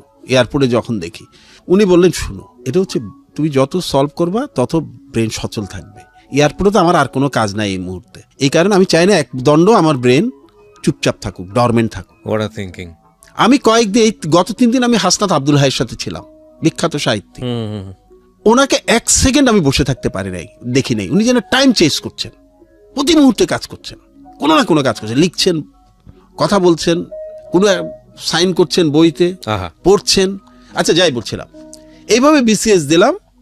ভাইবা বোর্ডও আমাকে প্রথমে জিজ্ঞেস করলো যে তোমার তো রিটেনের রেজাল্ট বেশ ভালো, তুমি ইনকাম ট্যাক্স কেন পছন্দ দিয়েছো? কথার মধ্যে একটু সন্দেহের ভাব, কারণ আপনি যেটা বললেন একটু আগে, এই ডিপার্টমেন্টগুলো নিয়ে একটু বাজারে অন্য ব্যাপার আছে। আমি সরাসরি বললাম স্যার, দীপাবলির প্রতি প্রবল আসক্তির কারণে আমি ইনকাম ট্যাক্স প্রথম পছন্দ দিয়েছি। And then you know that, একটা কথা বলি, আমি শুরুতে আপনাদেরকে বলেছিলাম যে ওনাকে আমি প্রথম চিনি ওনার একটা স্ট্যাটাস দিয়ে, এবং সেটা হচ্ছে উনি এই বিসিএসে যাওয়ার প্রেক্ষাপটে উনি একটা স্ট্যাটাস দিয়েছিলেন ওনার ফেসবুকে, এবং ইট গোজ ভাইরাল। এবং ভাইরাল মানে যেন তেন টাইপের ভাইরাল না, একটা ভয়াবহ রকমের ভাইরাল। ওটা পড়ার পরে আমি ওনাকে কিছুটা চিনতে পারি। আর একটা বড় বিষয় হচ্ছে যে উনি যে সাবজেক্টে পড়াশোনা করেছেন সেই সাবজেক্টের উনি আমার বড় ভাই, আমিও পাবলিক অ্যাডমিনিস্ট্রেশনে পড়াশোনা করেছি। তো সেদিক থেকে একটা আগ্রহ ছিল। জি, তারপর কি হলো ভাইবাতে? যিনি ভাইবা বোর্ডের ছিলেন উনি হোয়াট, হু ইজ দীপাবলি? তখন আমি উত্তর দেওয়ার আগেই আরেকজন বললেন, how dare you to mention your face here. আমি বললাম, sir actually Dipabali is a character of a fiction. তখন আরেকজন লেডি অফিসার ছিলেন, আমার মনে নাই, খুবই চমৎকার এবং শ্রদ্ধেয় মহিলা, ওনার নামটাও আসলে আমি জানি না ওইভাবে। উনি হাসতে হাসতে বললেন, ও কথা শুনেন কি বলে। আমার ধারণা উনি বুঝতে পেরেছেন। বলো। আমি বললাম, স্যার আমি এই ফর্ম ফিল আপ করার সময় সমরেশ মজুমদারের সাতকাহন পড়েছি, ওটার নায়িকার নাম Deepavali, Deepavali income tax officer, IRS সার্ভিসের সদস্য। স্যার আমি দীপাবলির প্রতি এত আসক্ত যে আমার ইনকাম ট্যাক্স অফিসার হতে ইচ্ছা হয়েছে, তাই আমি ইনকাম ট্যাক্স সার্ভিসটা প্রথম পছন্দ দিয়েছি। তখন ওনারা হো করে হেসে উঠলেন, বললেন মানে হো করে হেসে উঠে বললেন যে ওকে ঠিক আছে, উই আন্ডারস্ট্যান্ড। এরপর আমরা পরের প্রশ্নে যাই। পরের প্রশ্নগুলোতে আর না যাই, এটা ইন্টারেস্টিং এই কারণে যে কিছুদিন অনেক বছর পরে, তখন সমরেশ মজুমদারের সাথে আমি এত ঘনিষ্ঠ হইনি, ওনার সাথে একটা প্রশ্ন উত্তর পর্বে আমার দেখা, মানে উনি একটা সেশন করেছেন, শেষে প্রশ্ন উত্তর পর্ব। তা আমি এক কোনায় পিছনে বসে আছি, এক পর্যায়ে আমি হাত তুললাম নিরীহ ভঙ্গিতে, বললাম যে একটু আমাকে দেন। তখন আমাকে দিল। তো আমি বললাম যে শ্রদ্ধেয় সমরেশ মজুমদার, আমাকে এই শহরের সবচেয়ে অজনপ্রিয় ব্যক্তিতে পরিণত করার জন্য আপনি দায়ী। তখন উনি বললেন, অবাক হয়ে কিছুটা গর্জে উঠে বললেন, আপনি এটা কি বলছেন? আপনাকে তো আমি চিনি না, আপনাকে আমি কিভাবে অজনপ্রিয় করলাম? আমি তখন বললাম, স্যার আপনার সাতকাহন পড়ে আমি ইনকাম ট্যাক্স অফিসার হয়েছি, এখন এই শহরের কেউ আমাকে পছন্দ করে না, এমনকি আমার স্ত্রীও বিশ্বাস করে তার কথা আমাকে বলে না। হ্যাঁ, তো এরপরে তো ওনার সাথে খুব মজার সম্পর্ক, যেখানেই দেখা হয় উনি অন্যদেরকে বলে ওকে আমি সবচেয়ে আনপপুলার পার্সনে পরিণত করছি। হ্যাঁ, তো ওনাকে একবার জিজ্ঞেস করেছিলেন, আপনি এত কিছু বাদ দিয়ে ইনকাম ট্যাক্স অফিসার কেন বানালেন দীপাবলিকে? বললেন যে আসলে আমি কিছুদিন ইনকাম ট্যাক্সে কাজ করেছি, আমার আর কোথাও চাকরির অভিজ্ঞতা নাই, তাই তাকে সরকারি অফিস বলতে আমি ওটাই জানি। এই কারণে বোধহয় ওনারও আত্মকথন, মানে ছোটবেলায় পর্বতে বড় হওয়া। কিছুটা ওই বাগানটা, যে বাগানটার কথা উনি বলেছেন, ওই বাগানটার নাম পরিবর্তন করে স্বর্গছেরা বাগান রাখা হয়েছে। আমি যাব ওনার সাথে, আমাকে উনি আমন্ত্রণ দিয়ে রেখেছেন ওই বাগানে নিয়ে যাবেন, এবং উনি অপেক্ষা করছেন আমরা কখন যাব। আচ্ছা, যাই বলছিলাম, BCS এর রেজাল্ট যে দিন দেয়, সেই দিন কিন্তু আমার জীবনের মোড় ঘুরে যায়। সেটা সমৃদ্ধি, উপরে উঠা, ক্ষমতা, ক্যারিয়ার, এসবের অর্থে না, মোটেও না। আমার রেজাল্ট দিয়েছিল অক্টোবরে। রেজাল্ট নেওয়াটা অদ্ভুত। খবর পেলাম যে BCS এর রেজাল্ট দিয়েছে, দৌড়ে গেলাম পেপারে, তখনও তো আসবে তো পরদিন, গেলাম চট্টগ্রাম পাবলিক সার্ভিস কমিশন অফিসে, সরাসরি সাহস করে অ্যাসিস্ট্যান্ট ডাইরেক্টর যিনি ছিলেন তার রুমে ঢুকে গেলাম। বয়স্ক একজন মানুষ, দাড়িওয়ালা, পান খাচ্ছেন। উনি একটু রেগে আমাকে বললেন, এই ছেলে তুমি কি চাও, কেন ঢুকেছো? আমি বললাম, স্যার BCS এর নাকি রেজাল্ট দিয়েছে, আমি পরীক্ষা দিয়েছি স্যার, এই কারণে। উনি আমার দিকে তাকিয়ে বলে, তোমার নাম কি? আমি বললাম, দাউদ। আমার অফিসিয়াল নাম কিন্তু দাউদ। ওকে, আসলে আপনারা বাদল সৈয়দ আমি লেখালেখির কারণে ওইটাতে চেনেন। পুরো নাম সৈয়দ মোহাম্মদ আবু দাউদ। উনি পেপারটা না নামিয়ে বললেন, 5th ট্যাক্সেশন ক্যাডার। আমি অবাক হয়ে বললাম, স্যার আপনি কিভাবে জানেন? স্যার আপনি, আমি খুব ভেবাচ্ছি, স্যার কি বললেন বুঝি নাই। উনি আবার বললেন, তুমি taxation cadre 5th position 5th। Sir আমার বিশ্বাস হচ্ছে না, এত হাজার হাজার ছেলে মেয়ে পরীক্ষা দিয়েছে, উনি আমারটা কেন জানবেন? আমাকে তো উনি চিনেন না। তখন উনি পেপারটা নামিয়ে রেখে বললেন, শুনো, BCS এর রেজাল্ট দিবে, এটা বাজারে সবাই জানে যে রেজাল্ট হবে, সবাই তো আগে তো খবর পায় রেজাল্ট হচ্ছে, বিশেষ করে আমাদের সব পাওয়া যেত। গত 1 সপ্তাহ তোমার বাবা আমার অফিসে এসে বসে থাকতেন, রেজাল্টটা আসছে কিনা। কিছুক্ষণ আগে রেজাল্ট আসার পরে সেই রেজাল্ট দেখে উনি বাড়ি ফিরে গেছেন, তাই তোমার কথা আমার মনে আছে। অসাধারণ। যখন ফিরে আসব তখন উনি আমাকে বললেন, তোমাকে একটা কথা বলি, বাবা সবাই হয়, পৃথিবীর সব পুরুষেই কম বেশি বাবা হয়, কিন্তু তোমার বাবা হয় না। অসাধারণ। হ্যাঁ, কতবার যে গা শিউরে উঠেছে। এই কথাগুলো খুব কমন আমার মতো গল্প তো কেউ শোনেনি। আমি মানুষের গল্প শুনি সবসময়, এটা আমার প্রফেশন। প্রতিটা গল্পই অসাধারণ গল্প, প্রতিটা গল্পই নতুন গল্প। এই বাদল সৈয়দকে আমি আমার কর্মজীবনে অন্যভাবে জেনেছি টেলিভিশনে, তার সঙ্গে একটু ব্যক্তিগত পর্যায়ে যোগাযোগ, তার কাজের জায়গাতে বা তার সামাজিকতার জায়গাতে, সেটাও একটু একটু জানি। কিন্তু এই মানুষটা যখন আমার সামনে এই মুহূর্তে যখন বসে আছে, একেবারে অন্য একটা মানুষ আবিষ্কার করছি। কি অসাধারণ, কি অসাধারণ। স্যার বলুন প্লিজ। যাই হোক, রেজাল্ট হলো, বাসায় আসলাম, এসে দেখি বাবা শুয়ে আছেন, মা পাশে বসে আছেন, দুজনেই জড়িয়ে ধরলেন, কাঁদলেনও। সে রাতে বাসায় একটা মোটামুটি ছোটোখাটো গেট টুগেদার হয়ে গেল, আত্মীয় স্বজনরা আসছে। কারণ অনেক বছর পর আমার মামারা কিন্তু খুব বড় বড় ব্যাংকার ছিলেন, কিন্তু সিভিল সার্ভিসে আমার নানার পরে কেউ আসেননি। আচ্ছা। আমার কাজিনরা এসছেন, কিন্তু সরাসরি কেউ আসেননি। আমার আম্মারা কিন্তু ইচ্ছে ছিল যে আমার নানা 37-এর সিভিল সার্ভিস অফিসার ছিলেন ব্রিটিশ আমলের, যে তার বাবার মতো হই। স্বাভাবিকভাবে খুবই আনন্দ। স্যাররা, আমার এই ভাই বোনরা আসলে, বন্ধু বান্ধবরা, আমার কাজিন রায়হান, আমার খুব প্রিয় বন্ধু হিরু, ওরা সবাই, আমরা আড্ডা মারছি, মেরে রাত 11টায় ঘুমোতে গেছি। ফজরের আজানের পর দেখি সেই পুরনো কণ্ঠ, যার সাথে মাঝখানে গ্যাপ হয়ে গেছে কিছুদিন, মহিউদ্দিন খান স্যার ডাকছে, এই বাদল নাম। আমি তো হুড়মুড় করে নামলাম। স্যার খবর পেয়ে এসছেন, নামাজ পড়ে রাতে আসতে পারেননি। তখন ভোর হচ্ছে, স্যার হাঁটতে হাঁটতে দুজনে রাস্তা দিয়ে হেঁটে সরু গলির রাস্তায় পার হয়ে বড় রাস্তায় এসে পড়লাম। তখন ভোর হচ্ছে, আমাদের গার্মেন্টসের কর্মীরা ক্লান্ত পায়ে কাজে যাচ্ছেন, হাতে টিফিন ক্যারিয়ার। রিক্সা চালকেরা টুংটাং শব্দ করে রিক্সা নিয়ে বেরোচ্ছেন, তাদের চোখে ঘুম। তখন আমাকে মহিউদ্দিন খান স্যার বললেন, আচ্ছা বাদল বেটা, বলতো তুই যে সারা জীবন কলেজ, ইউনিভার্সিটি, বিশ্ববিদ্যালয়ে পড়লি, কোনোদিন তো ঠিকমতো বেতনও দিতে হয়নি, ফ্রি প্রাইমারি স্কুল, এরপরে স্কলারশিপ পাওয়ার কারণে সারা বছর ফ্রি, দিতে যদি হতো মাসে 20 টাকা, তাহলে তোর টাকাটা কে দিয়েছে? আমি একটু অবাক হয়ে স্যার দিকে তাকিয়ে ভাবছি, স্যার এটা কেন বললেন? স্যার নিজেই উত্তর দিলেন, বললেন তোর টাকাটা তোকে রাস্তায় আনার কারণ আছে। এই টাকাটা এই গার্মেন্টসের মেয়েটা যে রাত 11টায় বাসায় গিয়ে রান্না করে খেয়ে ঠিক মতো না ঘুমিয়ে সকালে গার্মেন্টসে যাচ্ছে, সে দিয়েছে। যে রিক্সা চালক রিক্সা নিয়ে বের হয়েছে, সেরা লুঙ্গি পরা, উনি দিয়েছেন। ওনারা কিন্তু ওনাদের বাচ্চাদেরকে বিশ্ববিদ্যালয়ে পাঠাতে পারেন নাই, তার মানে তারা তাদের বাচ্চাকে বঞ্চিত করে তোকে পড়িয়েছে। এখন তুই একটা ভালো চাকরি পেয়েছিস, তোকে এটা ফিরিয়ে দিতে হবে। উনি বেঁচে আছেন? না, স্যার মারা গেছে।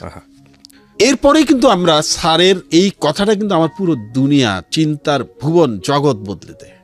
আমার মনে হয় যে না, এইবার আমার দেওয়ার পালা। আমাদের সমাজ, দেশ যতটুকু দেওয়ার আমাকে দিয়েছে, এবার আমার দেওয়ার পালা। এই দেওয়ার তাগিদেই কিন্তু চাকরিতে ঢোকার কিছুদিন পরপরই আমরা পেইড ফরওয়ার্ডের কাজটা শুরু করি। আপনার আইডিয়া হয়তো থাকতে পারে যে পেইড ফরওয়ার্ড বিপন্ন শিক্ষার্থীদেরকে পড়াশোনায় ফিরিয়ে আনে, সাহায্য করে, কোনো ফান্ড রেজ করে না। আমাদের অনেক ডোনার আছেন, তাদের সাথে যারা রিসিপিয়েন্ট, যারা বিপন্ন ছাত্রছাত্রী আমাদেরকে জানায়, আমরা দুজনের মধ্যে ব্রিজিং করে দেই। এভাবে কিন্তু আমরা হাজার হাজার ছেলে মেয়েকে পড়াশোনায় ফিরিয়ে। এটা বাংলাদেশে এখন একটা মহিরুহর মতো, আমরা সেই জায়গাটায় যাব, ইন ডিটেইলি কথা বলবো। বাংলাদেশে এটা একটা ইন্টারন্যাশনাল, ইন্টারন্যাশনাল একটা অর্গানাইজেশন, রাইট? এটা ঠিক ইন্টারন্যাশনাল অর্গানাইজেশন না, একই নামে সব জায়গায় এই মুভমেন্টটা আছে। এটা ইন্টারন্যাশনাল কনসেপ্ট, ওকে, কিন্তু কেউ সবাই স্বাধীনভাবে কাজ করে। স্যার, বাংলাদেশে আপনার হাত দিয়ে এটা শুরু হলো? জি। এবং আপনারা পুরো একটা টিম হিসেবে কাজ করা শুরু করলেন। কত সালের দিকে এটা? আমরা বলি এটা 90s শুরু হয়েছিল পেব্যাক সোসাইটি নামে। ওকে, পেব্যাক সোসাইটি নামে। তখন আমরা খুব ছোট আকারে 40-50 জন নিজেদের মধ্যে একটু বিপন্ন ছেলে মেয়ে পেলে আমরা সাহায্যগুলো করতাম। 2016 সালে এসে আমেরিকা থেকে আমার এক বন্ধু, যেই বন্ধুটা পেন্সিল দিয়ে আমার চোখ গেলে দেওয়ার হুমকি দিয়েছিল, ও আমাকে জানালো যে ও করতো আমাদের সাথে, বললো যে এই কাজটা যে আমরা করি, এটা কিন্তু ইন্টারন্যাশনাল একটা কনসেপ্ট আছে। বেঞ্জামিন ফ্র্যাঙ্কলিনের একটা কনসেপ্ট আছে পেইড ফরওয়ার্ড নামে, যেখানে বেঞ্জামিন ফ্র্যাঙ্কলিনের কাছ থেকে একজনে, তার এক বন্ধু কিছু টাকা ধার চেয়েছিলেন, মিস্টার থর সম্ভবত নাম। বেঞ্জামিন ফ্র্যাঙ্কলিন তাকে $70 মনে হয় ধার দিয়ে একটি চিঠি দিয়েছিলেন। চিঠিতে তিনি বলেছিলেন যে এই টাকাটি আমাকে শোধ করতে হবে না, তোমার বিপদ কেটে গেলে, তোমার আর্থিক সামর্থ্য ফিরে আসতে তুমি এই $70 দিয়ে আরেকজনকে সাহায্য করবে, $70 দিয়ে। এইভাবেই আমার ঋণ শোধ হয়ে যাবে। এই জন্যই বলা হয় পে ইট ফরওয়ার্ড, একজন দিবে, নিবে, সে আরেকজনকে দিবে। রাইট। এবং পরে মিস্টার থর কিন্তু আমেরিকার সিনেটর হয়েছিলেন। তো আমার বন্ধু জানালো যে এরকম একটা কনসেপ্ট আছে, এবং এই কনসেপ্টটা পৃথিবীর অনেক দেশে, 180টা দেশে সম্ভবত এটা প্রচলন আছে, ইনক্লুডিং আমেরিকা। আমরা পেব্যাক সোসাইটিটাকে এই নামটা দেই না কেন? এই নামটা তো খুব সুন্দর। যদি একটার সাথে একটার কোনো রিলেশন নাই, কোনো মাদার অর্গানাইজেশন নাই, কোনো নিয়ন্ত্রণ নাই, আপনিও চাইলে পে ইট ফরওয়ার্ড ঢাকা করে ফেলতে পারবেন। ওকে। তখন আমরা পে ইট ফরওয়ার্ড নামে আত্মপ্রকাশ করি 2016 সালে। তার আগ পর্যন্ত পে ব্যাক ছিল, payback society. Pay back society. Okay. 2016 সালে আমরা যখন তখন আমরা এটা সোশ্যাল মিডিয়া ভিত্তিক করে ফেলি। আমরা এটা করার কয়েক মাসের মধ্যে এটা সদস্য সংখ্যা 8,000-এ পরিণত হয়। এখন এটার সদস্য সংখ্যা প্রায় 25,000। আমি একটু বলি, অন্য গ্রুপের সাথে কিন্তু এই গ্রুপের একটু পার্থক্য আছে। রাইট। আপনার তো মনে হতে পারে যে 25,000 সদস্য আর কতই বা সদস্য, 5 লক্ষ গ্রুপ মেম্বার আছে, এরকম সদস্য তো আছে, 10 লক্ষ আছে, আছে না, 1 কোটি সদস্য আছে। আমার 25,000 সদস্য কিন্তু এখানে আমাদের কিন্তু একটু অন্যরকম, কারণ আমাদেরকে কিন্তু এই 25,000 সদস্য কিন্তু প্রতিনিয়ত একজন আরেকজনকে সাহায্য করে যাচ্ছেন। ও ফাইন। এখানে তিনি সদস্য হন যাকে আরেকজনের কাঁধে হাত রাখতে হয়। শুধু লেখালেখি করে দায়িত্ব শেষ না, সহানুভূতি প্রকাশ করে দায়িত্ব শেষ না। এই 25,000 সদস্য কিন্তু মানে একজন আরেকজনকে স্পর্শ করেন, ফিজিক্যালি হেল্প করেন, আর্থিকভাবে হেল্প করেন, ব্লাড দিয়ে হেল্প করেন। সো এটার সাথে 10 মিলিয়ন কাদের আছে সেটার সাথে মিলালে হবে না। অনেক সাকসেসফুল স্টোরি আছে আমি যেটা জানি ব্যক্তিগতভাবে। একটা যেটা হচ্ছে যে ওই সেকেন্ড স্টেপে আপনারা নিশ্চয়ই এসেছেন, যেহেতু এতদিন ধরে করছেন, মানে কেউ হেল্প করেছে, সে স্বাবলম্বী হয়েছে। অনেক আছে। আমাদের যে প্রথম যে ছেলেটি ছিল সেই তো একটি ব্যাংকের অতি উচ্চ পদস্থ কর্মকর্তা। আমাদের অনেক ছেলে মেয়ে আছে যারা দেশের বাইরে পড়াশোনা করে বেরিয়ে এসছে, যারা এখন তারা পে ব্যাক করছে। কিছুদিন আগে আমাদের একটি মেয়ে একটি বক্তৃতায় বলছিল যে সবসময় চিন্তা করতাম, ওরা আমাকে বাবা ডাকে, বলল যে বাবা কোথায় যাবেন, একসময় কোথায় যাবেন। ওরা বলল চিন্তা করতো, বললো যে আমরা একসময় চিন্তা করতাম যে বাবা কোথায় যাবেন। মানে এত আবেদন আসছে, এত তো অভিভাবক বা ডোনার বাবা পাবেন না, বাবা তখন কি করবেন। মানে সেই ভয়টা এখন আর আমরা পাই না, কারণ একসময় আমরা আবিষ্কার করলাম আমাদের ভাই বোনরা যারা বেরোচ্ছে সবাই তো অভিভাবক হচ্ছে, সবাই তো দায়িত্ব নিচ্ছে।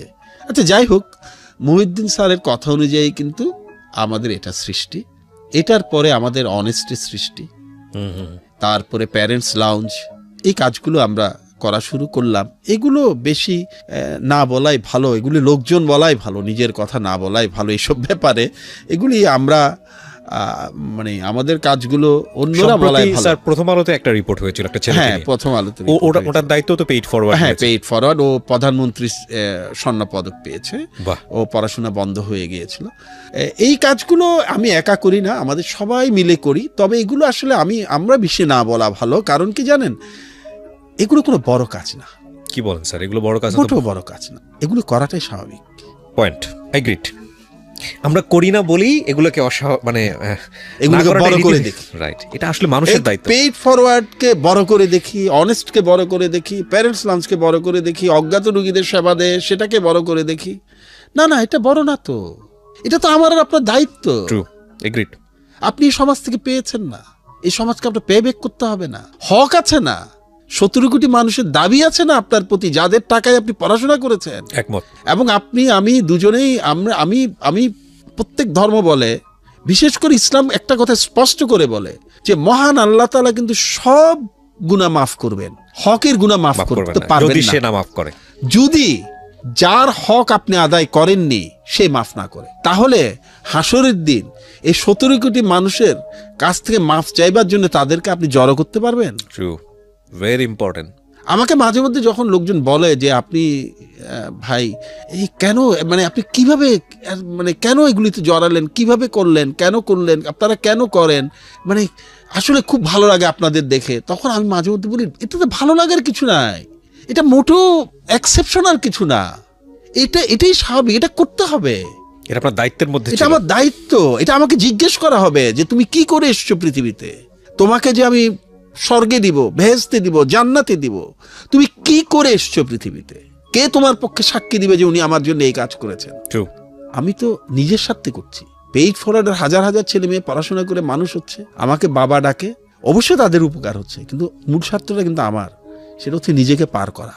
এই পেইড ফরওয়ার্ডটা করতে গিয়ে একসময় আমরা দেখলাম যে আমরা আমাদের ছেলে মেয়েদেরকে খুব বেশি তো টাকা দিতে পারি না, এভারেজ 3,000, 4,000, 5,000 টাকা করে দেই এখন প্রতি মাসে।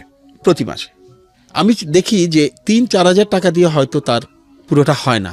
তখন আমরা চিন্তা করলাম যে তাদের লাইফকে কম ব্যয়বহুল করা যায় কিনা, লেস এক্সপেন্সিভ করা যায় কিনা। যে বাচ্চাটার মাসে 5,000 টাকা লাগে, তার মাসের খরচ যদি 3,000 টাকায় নামিয়ে আনতে পারি, তাহলে তো তার 2,000 টাকা সেভ হলো, 2,000 টাকা হেল্প করা হলো। তো তখন আমরা অনেস্ট করলাম। অনেস্টটা পশ্চিমা বিশ্বে একটা প্রচলিত চ্যারিটি কনসেপ্ট। আমরা আমাদের বন্ধু বান্ধবদেরকে বললাম যে তোমাদের পুরনো গুডস, ব্যবহৃত অব্যবহৃত যত পণ্য বাসায় আছে, দেখবেন আপনি টি শার্ট এনেছে আপনার জন্য, আপনার বন্ধু বাইরে থেকে 3টা, একটা ছোট হয়ে গেছে, ফেলে রেখেছে। কেউ একটা শু এনেছে, হচ্ছে না, ফেলে রেখেছেন। আপনার মেয়ের জন্য জামা কিনেছেন, বাচ্চারা মাশাআল্লাহ দ্রুত বড় হয়ে যায়, সেই জামাটা আর পরতে পারছে না। আপনার বাসায় খুঁজলে আমি গ্যারান্টি দিচ্ছি আপনি এরকম 20 থেকে 25টা আইটেম পাবেন যেটা আপনার কোনো কাজে লাগছে না। আমরা আমাদের বন্ধুদেরকে বললাম আমাদেরকে এইগুলো দাও। কার কাছে কি আছে জিজ্ঞেস করলো, কি চাও? আমি বললাম ভাই আলপিন থেকে অ্যারোপ্লেন সব দাও। তখন আমরা অনেস্ট গ্রুপটা করলাম ফেসবুকে। তখন আমাদের কাছে আমাদের বন্ধু বান্ধবরা প্রথমে জিনিস পাঠানো শুরু করলেন, জামা, জুতো, ব্যবহৃত জিনিস, অব্যবহৃত জিনিস, কেউ কেউ কিনেও পাঠাতে শুরু। কেন? ওরা জিজ্ঞেস করলো কেন? আমি বললাম এটা দিয়ে আমি একটা নতুন প্ল্যাটফর্ম করব। প্ল্যাটফর্মটার নাম হবে অনেস্ট। সেটা হচ্ছে তোমার এই টি শার্ট, যেটা নতুন টি শার্ট, যেটার দাম বাজারে হয়তো 1500 টাকা, এটা আমি 300 টাকায় ছাড়বো। তাহলে আমার একটা বাচ্চা 300 টাকায় একটা 1500 টাকা দামে শার্ট পরতে পারবে। কিন্তু মজাটা এখানে শেষ না। আমাদের এই অনেস্টের পার্টনার হচ্ছে কিন্তু আমাদের মেম্বাররা যারা কিনেন, 60% প্রফিট যায় তার কাছে। ওকে, তার মানে যখন আমি বলি যে এই শার্টটা 1500 টাকা দামের শার্টটা 300 টাকায় আমি আপনাকে দিচ্ছি, 60% প্রফিট আপনার। তার মানে 180 টাকা আপনার, 120 টাকা আমার। ওকে, তার মানে আসলে উনি শেষ পর্যন্ত এটা নিচ্ছেন 120 টাকায়। রাইট। সেই 120 টাকায় যে 40% আমি পাচ্ছি, সেটা আবার চলে যাচ্ছে চ্যারিটিতে। কিভাবে যাচ্ছে? আমাদের একটা স্লোগান আছে অনেস্টের। প্রথম স্লোগান হচ্ছে স্টপ সেলিং, স্টার্ট হেল্পিং। ওকে, এরপরে আমাদের একটা 5 লাইন আছে। সেই 5 লাইন হচ্ছে if you have a bad day today, আজকে যদি আপনার দিনটা খারাপ হয়, দয়া করে আমাদের বলুন, আমরা আপনার পাশে দাঁড়াবো। মানে আমাদেরকে শুধু জানালেই হয় যে আমার কাছে আজকে কেনার টাকা নাই, আমরা সেটা ফ্রি দেই। ওই 40%-এর একটা অংশ চলে যায় অপারেশনাল এক্সপেন্সেস, আর বাকিটা কিন্তু ফ্রি গুডস। ওকে, অনেস্টে 3টা পণ্য যদি দামে হয়, আপলোড হয়, বা বাজার মূল্যের চেয়ে 10 ভাগের 1 ভাগ দামে, ইভেন খাদ্যপণ্য কিন্তু আমরা বাজারে পেঁয়াজ যখন 250 টাকা, তখন আমাদের এখানে 60 টাকা ছিল, 60 টাকা ছিল। ওটাকে আমরা বলি লস সেগমেন্ট। অনেস্টলি 1 টাকা প্রফিটে কিন্তু আমরা নেই না। তখন ফ্রি সেগমেন্ট থাকে। ফ্রি সেগমেন্টে জামা, জুতা, কাপড় চোপড়, লুঙ্গি, বই, যা যা লাগে, তেল, নুন, সাবান, যা লাগে সব আছে। আমরা বলি যে এটাকে বলি ডোনেটেড ফরওয়ার্ড। মানে যার যা লাগে শুধু আমাদেরকে বলবেন, আমরা পৌঁছে দেব। আর আমাদের সদস্যদেরকে বলি, ভাই সবাই তো অনলাইনে আসতে পারবে না, সবাই তো এটার খবর জানবে না। তোমরা দয়া করে তোমাদের এলাকায় যদি দেখো যে কারো বাসায় চাল নাই, কারো পরনের কাপড় নাই, কোনো বাচ্চার বই নাই, একজন অসুস্থ রোগী পড়ে আছেন, ওষুধ নাই, তোমরা পিক করে এসে নিয়ে পৌঁছে দাও। এই জন্য ডোনেটেড ফরওয়ার্ড। মানে আমরা ডোনেশনটার ব্যবস্থা করে দেবো, তুমি ফরওয়ার্ড করে দেবে। কিন্তু পরে মজার ব্যাপার হলো, এই ব্যাপারটা আসলে না, মানুষ অনেক ভালো। মানুষ সম্পর্কে আমি অসাধারণ ইতিবাচক ধারণা পোষণ করি। কারণ এই যে পেইড ফরওয়ার্ডে হাজার হাজার ডোনার, হাজার হাজার অভিভাবক কোনোদিন ছিলেন না, উনি না জেনে আমেরিকা থেকে একটা বাচ্চার অ্যাকাউন্টে টাকা পাঠিয়ে দিচ্ছেন। তার কোনো রক্তের সম্পর্ক নাই, তার কোনো দায় নাই, কিন্তু তিনি আরেকজন মানুষকে বড় করছেন, নিজের বাচ্চার সাথে আরেকজন মানুষকে। অনেস্টলি দেখা গেল যে আমাদের বন্ধু বান্ধব ছাড়িয়ে কোত্থেকে যে এত ডোনেশন আসে, কার্টুনে ডোনেশন। এই যে আপনার এই স্টুডিওতে ঢোকার আগে আমাকে কুরিয়ার সার্ভিসের যিনি পৌঁছে দেন, উনি বারবার ফোন করছিলেন যে একটা প্যাকেট এসছে স্যার, ভুলে ভদ্রলোক আমার ঠিকানায় পাঠিয়ে দিয়েছেন, অনেস্ট অফিসের ঠিকানায় না পাঠিয়ে। এখন আমি তো নাই, আমাকে তো পাচ্ছে না। এরকম কত মানুষ যে আছেন, কত জিনিস যে পাঠান, এবং প্রতিটা জিনিস মানুষের কাজে চলে যাচ্ছে। আর ইদানিং আমাদের একটা সুবিধা, আমরা কিন্তু একটা কথা বলি, আমাদের কোনো কাজে কিন্তু 1 টাকা ডোনেশনে নেওয়া হয় না। আচ্ছা, নেভার এভার ক্যাশ। আপনি যদি অনেস্টকে জিনিস দিতে চান, আপনার পুরোনো শার্ট দিবেন, গেঞ্জি দিবেন, আমরা নিব। আপনি অনলাইনে দেখবেন আপলোড হচ্ছে, বিক্রি চলে যাচ্ছে, মানে ভেরি মাচ ক্লিয়ার যে আপনি 10টা শার্ট দিলেন, আপনি দোকানে ঢুকে দেখলেন যে 10টা শার্ট আপলোড হয়েছে। আপনি 1 ঘন্টা পরে দেখলেন যে 10টা শার্টের মধ্যে 2টা চলে গেছে, 4টা চলে গেছে, 5টা চলে গেছে। কোনো ওয়েবসাইট আছে? হ্যাঁ, ওয়েবসাইট এবং ফেসবুক পেজের মাধ্যমে। পেইড ফরওয়ার্ডটা হচ্ছে paid forward Bangladesh let us spread kindness, okay, এটা একটা। আর এটা হচ্ছে অনেস্ট, HONEST, honestbangla.com, আর ফেসবুকে শুধু অনেস্ট। ওকে। আর এগুলো পাওয়ার আরেকটা সহজ উপায় হচ্ছে, মানে যদি এগুলো মনে না থাকে, সেটা হচ্ছে বাদল সৈয়দ, BADALSYED দিয়ে যদি আমাকে সার্চ করে খুঁজে নেওয়া যায়, আমার ওখানে গেলে এগুলো সব পাওয়া সব লিংক আছে। যাই হোক, যেমন মনে করেন আমরা কিন্তু কিছু মজার কাজ করি এই যে অনেস্টের মাধ্যমে, এই যে 40% টাকাটা দিয়ে। পরশুদিন রাতে চট্টগ্রাম বইমেলায় ছিলাম, দেখলাম 2টো তরুণ বই উল্টে পাল্টে দেখছে। দেখে একজনে রেখে দিল, পাশের বন্ধু জিজ্ঞেস করছে নিবি না, কিন্তু দেখলাম যে খুব মনোযোগ দিয়ে পড়ছে বইটা, কয়েকটা পৃষ্ঠা, রেখে দিল। নিবি না? বলে না রে, টিউশনির বেতন পাইনি। তখন ওই বন্ধুটি বলল কয়েকদিন আগে দিয়ে দিতে বল টিউশনির বেতন। তখন যে বইটি পড়ছিল সে বলল দিবে না রে। আমি জানি, যেহেতু আমি টিউশনি করছি, যদিও আমি যাদের বাসায় টিউশনি করেছি তারা অত্যন্ত ভালো মানুষ ছিলেন, সে 2জন বই না কিনে চলে গেল। সাথে সাথে আমরা অনেস্ট একটা প্রোগ্রাম চালু করলাম, সেটা হচ্ছে একদম বিনা শর্তে আমরা বই কেনার জন্য 500 টাকা পর্যন্ত লোন দেব। শুধু বইটা কিনে রিসিপ্টটা আমাদেরকে ইনবক্স করে দিতে হবে বই কেনার প্রমাণ হিসাবে, এবং এটা আপনার সুবিধা মতো সময়ে 500 টাকা আপনি আমাদেরকে শোধ করে দিবেন। আর যদি আপনি মনে করেন যে শোধ করতে পারবেন না, অন্যভাবেও শোধ করতে পারেন। সেটা হচ্ছে যারা চট্টগ্রামে থাকেন, আমাদের প্রচুর কাজ তো, প্রতি 8 মিনিটে অনেস্ট একটা প্রোডাক্ট সাপ্লাই দেয়, প্রতি 8 মিনিটে। ফাস্টেস্ট অনলাইন শপ বলি আমরা। ওয়াও। থাকেই না, প্রোডাক্ট থাকেই না, থাকবে না তো। কারণ সম্প্রতি একটা ইউরোপিয়ান বড় একটা কোম্পানি তাদের CSR এর প্রোগ্রামে আমাদেরকে নিয়ে এসছে। তারা তাদের সিজন শেষ হয়ে গেলে, যেটা ইউরোপে আপনি $50 দিয়ে, 50 পাউন্ড দিয়ে, 40 পাউন্ড দিয়ে, 30 পাউন্ড দিয়ে কিনবেন, সে কাপড়গুলো আমাদেরকে দিয়ে দিচ্ছে। আমরা এগুলো দিচ্ছি 200 টাকায়। তো থাকবে কোত্থেকে থাকবে? মানুষ তো পাগলের মতো কিনবে। তা আমরা বললাম যে তোমরা সন্ধ্যার পরে আমাদের, গরিবরাই কিনছে, পোর পিপলরাই কিনছে, এটা এনশিওর করেন। আমরা একটু বলি, এটা শুধু পুয়ার না, এটা আমরা মধ্যবিত্তদের জন্য ওপেন রেখেছি। ওকে, মধ্যবিত্ত, কারণ আমাদেরকে মধ্যবিত্তরা কেউ কোনো অভিভাবক আহ্বান জানিয়েছে, বলেছিলেন যে ভাই আমাদের টাকা বাঁচলে, প্রথমে শুধু ছাত্রছাত্রীদের জন্য ছিল, পরে মধ্যবিত্ত কিছু বাবা মা আমাদেরকে বললেন আমাদের টাকা বাঁচা মানে তো আমাদের বাচ্চাদের পিছনে ইনভেস্ট করা, সো আমাদেরকে সুযোগ দেন। এখন আমরা মধ্যবিত্তদেরকে ওপেন করেছি। আমাদের প্রায় ওখানে 20,000 লোকজন কেনাকাটা করেন রেগুলার, তাদের ডাটা বেজ আছে, এবং যে কেউ কিনতে পারে, মেম্বার হতে পারে। আমরা আশা করি যে বড় মানে ধনীরা ওখানে যাবেন না, তারা সাধারণত ডোনেট করেন। আচ্ছা, যাই বলছিলাম, আমরা বলছি 500 টাকা তুমি নিয়ে যাও, তুমি তোমার সুবিধা মতো দিও, অথবা তুমি একটা কাজ করতে পারো, সন্ধ্যার পরে আমাদের এখানে চলে আসো, 5 দিন আমাদেরকে 1 ঘন্টা করে সময় দাও, 2 ঘন্টা করে সময় দাও। এই 2 ঘন্টার মধ্যে তোমাকে আমরা আপ্যায়ন করব, ফানি মুডে কাজ করব। আমরা সবাই ওখানে স্টাফ, কিন্তু সব কাজ করব, প্যাক করব, পাঠাবো। তুমি 2 ঘন্টা করে 5 দিন সময় দিলা, 2 ঘন্টা পরে তোমাকে আমরা সুন্দর একটা সার্টিফিকেট দিয়ে দেবো যে তুমি অনেস্টের সাথে ছিলে। কারণ আমাদের অনেস্ট পেইড ফরওয়ার্ডের ইন্টার্নশিপের সার্টিফিকেট কিন্তু আন্তর্জাতিক বিশ্ববিদ্যালয়গুলিও গ্রহণ করে। ওয়াও, খুব নাম করে বিশ্ববিদ্যালয়গুলো গ্রহণ করে কিন্তু, এবং বিদেশ থেকে আমাদের এখানে সে ইন্টার্ন করে। কিন্তু জার্মানির একটা মেয়ে কিন্তু ইন্টার্ন করে গেল, গত 15 দিন আমাদের সাথে ছিল। বিউটিফুল। হ্যাঁ, তাহলে তোমার টাকাটা শোধ। তুমি 5 দিন আসো আমাদের সাথে, 2 ঘন্টা আড্ডা মারো, সাথে কাজ করো কিছু, তাহলে তোমাকে আর টাকাটা দিতে হবে না। আর যদি ওটা করতে না পারো, সুবিধা মতো সময় 500 টাকা দিয়ে যেও। আরেক খুব নাম করা ব্যাংকার লন্ডন থেকে এসে 3 দিনের জন্য স্বেচ্ছাশ্রম দিয়ে গেছেন আমাদের এখানে অনেস্টে। হ্যাঁ, যাই বলছিলাম, এভাবে আস্তে আস্তে এগুলি সৃষ্টি, তবে এগুলো কোনো বড় কাজ না। স্যার, আমি আপনার কর্মজীবন খুবই বর্ণাঢ্য কর্মজীবন, এবং বাংলাদেশের অত্যন্ত গুরুত্বপূর্ণ একজন সিভিল সার্ভিস অফিসার আপনি, এটা বাংলাদেশের সবাই জানেন, এবং সবাই আপনাকে অত্যন্ত সমীহ করেন, অ্যান্ড ইউ ডিজার্ভ ইট। সেই জায়গাটার যে অভিজ্ঞতা, সেটা একটু ছোট করে জানতে চাই। এবং আপনার খুব চমৎকার একটা অভিজ্ঞতা আছে আপনার সংসার জীবন নিয়ে, আপনার একটা কন্যা আছে আমরা যতদূর জানি। জি জি, এটা নিয়েও একটু জানতে চাই। প্রথমে সিভিল সার্ভিসের ব্যাপারটা একটু বলি। জানেন, আমি না অপূর্ব সৌভাগ্যবান। আমি আমার সারা চাকরি জীবনে কখনো খারাপ বস পাইনি। আমি প্রথম জয়েন করি যখন একাডেমিতে ট্রেনি হিসাবে, তখন আমরা জহির মোহাম্মদ স্যার নামে একজন স্যারকে পেয়েছিলাম। উনি খুবই কঠিন ছিলেন, কিন্তু একটা কথা উনি আমাদের মাথায় ঢুকিয়ে দিয়েছিলেন, সেটা হচ্ছে আমি আমার আন্ডারে আইনস্টাইন চাই না, আমি আমার আন্ডারে কাজের লোক চাই। হ্যাঁ, আমার আন্ডারে তুমি আইনস্টাইনকে পোস্টিং দাও আর উনি কোনো কাজ করবে না, তাহলে তো আমার কাজ হবে না। আমার চাই কাজের লোক। সো যদি সিভিল সার্ভিসে টিকে থাকতে হয়, কাজের লোক হও, আইনস্টাইন হয়ে লাভ নেই।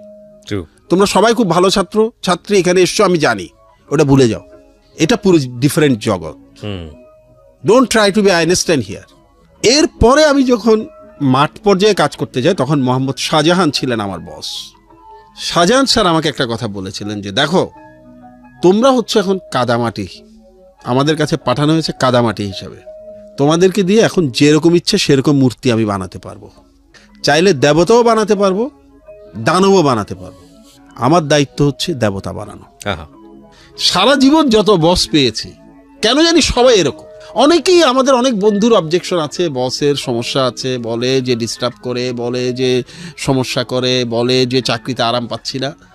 আমি কোনো দিন এই চাকরি জীবনে কোনো সিদ্ধান্ত আমার উপর চাপিয়ে কেউ দেন নাই, কোনোদিন চাপিয়ে দেন নাই। আমি যেখানেই গেছি, একটা আমার বাবার মতো হতে না পারলেও তার 1000 ভাগের 1 ভাগ হওয়ার চেষ্টা করেছে। সেটার জন্য আমাকে কখনো উপর থেকে বলা হয় নাই যে এটা করো না, এইভাবে করো, এইভাবে করতে হবে, এইভাবে করো। আমি খুব দৃঢ়ভাবে বলি, আমরা যারা বলি যে উচ্চ পর্যায়ে চাপের কারণে আমরা পারি না, আমি আসলে এটা খুব বেশি বিশ্বাস করি না। আমি যখনই সিদ্ধান্ত নিয়েছি, সেটা অনেক সময় হয়তো আমার উচ্চ পর্যায়ের কর্মকর্তার বন্ধুর বিপক্ষে গেছে, উনি একবারও ডেকে আমাকে বলেন না যে এটা চেঞ্জ করে দাও। এটা হচ্ছে আপনার স্টাইলটা আপনাকে বুঝিয়ে দিতে হবে। আমি এই ধরনের মানুষ, আমার কাছ থেকে আপনি কি এক্সপেক্ট করতে পারেন। এবং আমি আমার স্যারদের যাদের সাথে আমি কাজ করেছি এবং যারা রিটায়ার করেছেন, সবার সাথে আমার সম্পর্ক কিন্তু এখনো আছে। অনেক বছর আগে জহির মোহাম্মদ সানা, যার সাথে আমি জয়েন করেছি, তার সাথে আমার রেগুলার যোগাযোগ আছে। বরং ইন সার্ভিস সিনিয়রদের চাইতে আমার সাথে রিটায়ার্ডদের সাথে বেশি যোগাযোগ। কারণ ইন সার্ভিসদের সাথে আমি একটু অস্বস্তিতে ভুগি এই কারণে, ওনারা যদি আবার মনে করেন যে আমি কোনো স্বার্থের কারণে গেছি, এই কারণে আমি বড় একটু অস্বস্তিতে ভুগি, ফর্মালের বাইরে খুব একটা ইনফর্মাল রিলেশন ডেভেলপ করি না। আমার চাকরি জীবনটা আমার খুব ভালো কেটেছে। অপূর্ব স্যার নামে একজন স্যার ছিলেন, আমি তার আন্ডারে 5 বছর কাজ করেছি। আমাকে উনি শেপে এনেছেন, উনি আমাকে শিখিয়েছেন অফিসার কিভাবে হতে হয়, সরকারি প্রজাতন্ত্রের কর্মী কিভাবে হতে হয়। মাঝখানে দীর্ঘদিন খণ্ডকালীন কাজ করেছি জাতিসংঘের সাথে, এখনও যুক্ত আছি। এই সুযোগটা প্রথমে অপূর্ব স্যার করে দিয়েছিলেন, পরে আমি ওখানে জায়গা করে নিতে পেরেছিলাম, স্থায়ী জায়গা। উনি আমাকে একটা প্রোগ্রামে যাওয়ার সুযোগ করে দিয়েছিলেন। পরে আমি কিভাবে তাদের মন জয় করে, মন জয় না, রীতিমতো পরীক্ষা দিয়ে ওখানে জায়গা করে নিয়ে দীর্ঘদিন তাদের সাথে কাজ করার অভিজ্ঞতা হয়েছে। দেশ বিদেশে প্রচুর বন্ধুত্ব হয়েছে, যাওয়ার সুযোগ হয়েছে। জাতিসংঘের যে সমস্ত ট্যাক্সেশনের উপর ইন্টারন্যাশনাল যে 3টা হ্যান্ডবুক আছে মেম্বার স্টেটদের জন্য, সেগুলো কো-অথর হওয়ার সুযোগ হয়েছে। সবগুলোই কিন্তু আসলে আমার কর্মজীবনে যারা আমার উপরে ছিলেন তাদের বদান্যতার কারণে। আমার মেয়ের ব্যাপার তো আসবই, যেমন আমার মেয়ে জন্মের যে যুদ্ধ, আমাকে কিন্তু তখন দিনের পর দিন ছুটি নিয়ে বিদেশ থাকতে হয়েছে। খুব খুব খুব কম সরকারি দপ্তরেই কিন্তু একজন কনিষ্ঠ কর্মকর্তাকে এরকম ছুটি দিয়ে থাকে। তারা কিন্তু আমাকে এটা দিয়েছেন। এবং আমাকে আমার ঊর্ধ্বতন কর্মকর্তা বলেছিলেন, মানুষ জীবনের জন্য চাকরি করে, পরিবারের জন্য চাকরি করে, শান্তির জন্য চাকরি করে। মনের মধ্যে অশান্তি রেখে চাকরি ভালো হয় না। তোমার যতদিন দরকার তুমি। আমি যখন ভুল করেছি তারা ভুল ধরিয়ে দিয়েছেন, যখন সফল হয়েছি তারা কিন্তু আমাকে অভিনন্দন জানায়। আমার চাকরি জীবনটা খুবই স্মুথ, আমি খুবই হ্যাপি। আমার কখনো কোনো অসুবিধা হয়নি। এতদিন পার করে আসলাম 26 বছরে, আমি কখনোই কোনো ধরনের খারাপ বস কিংবা খারাপ সহকর্মী আসলে পাইনি।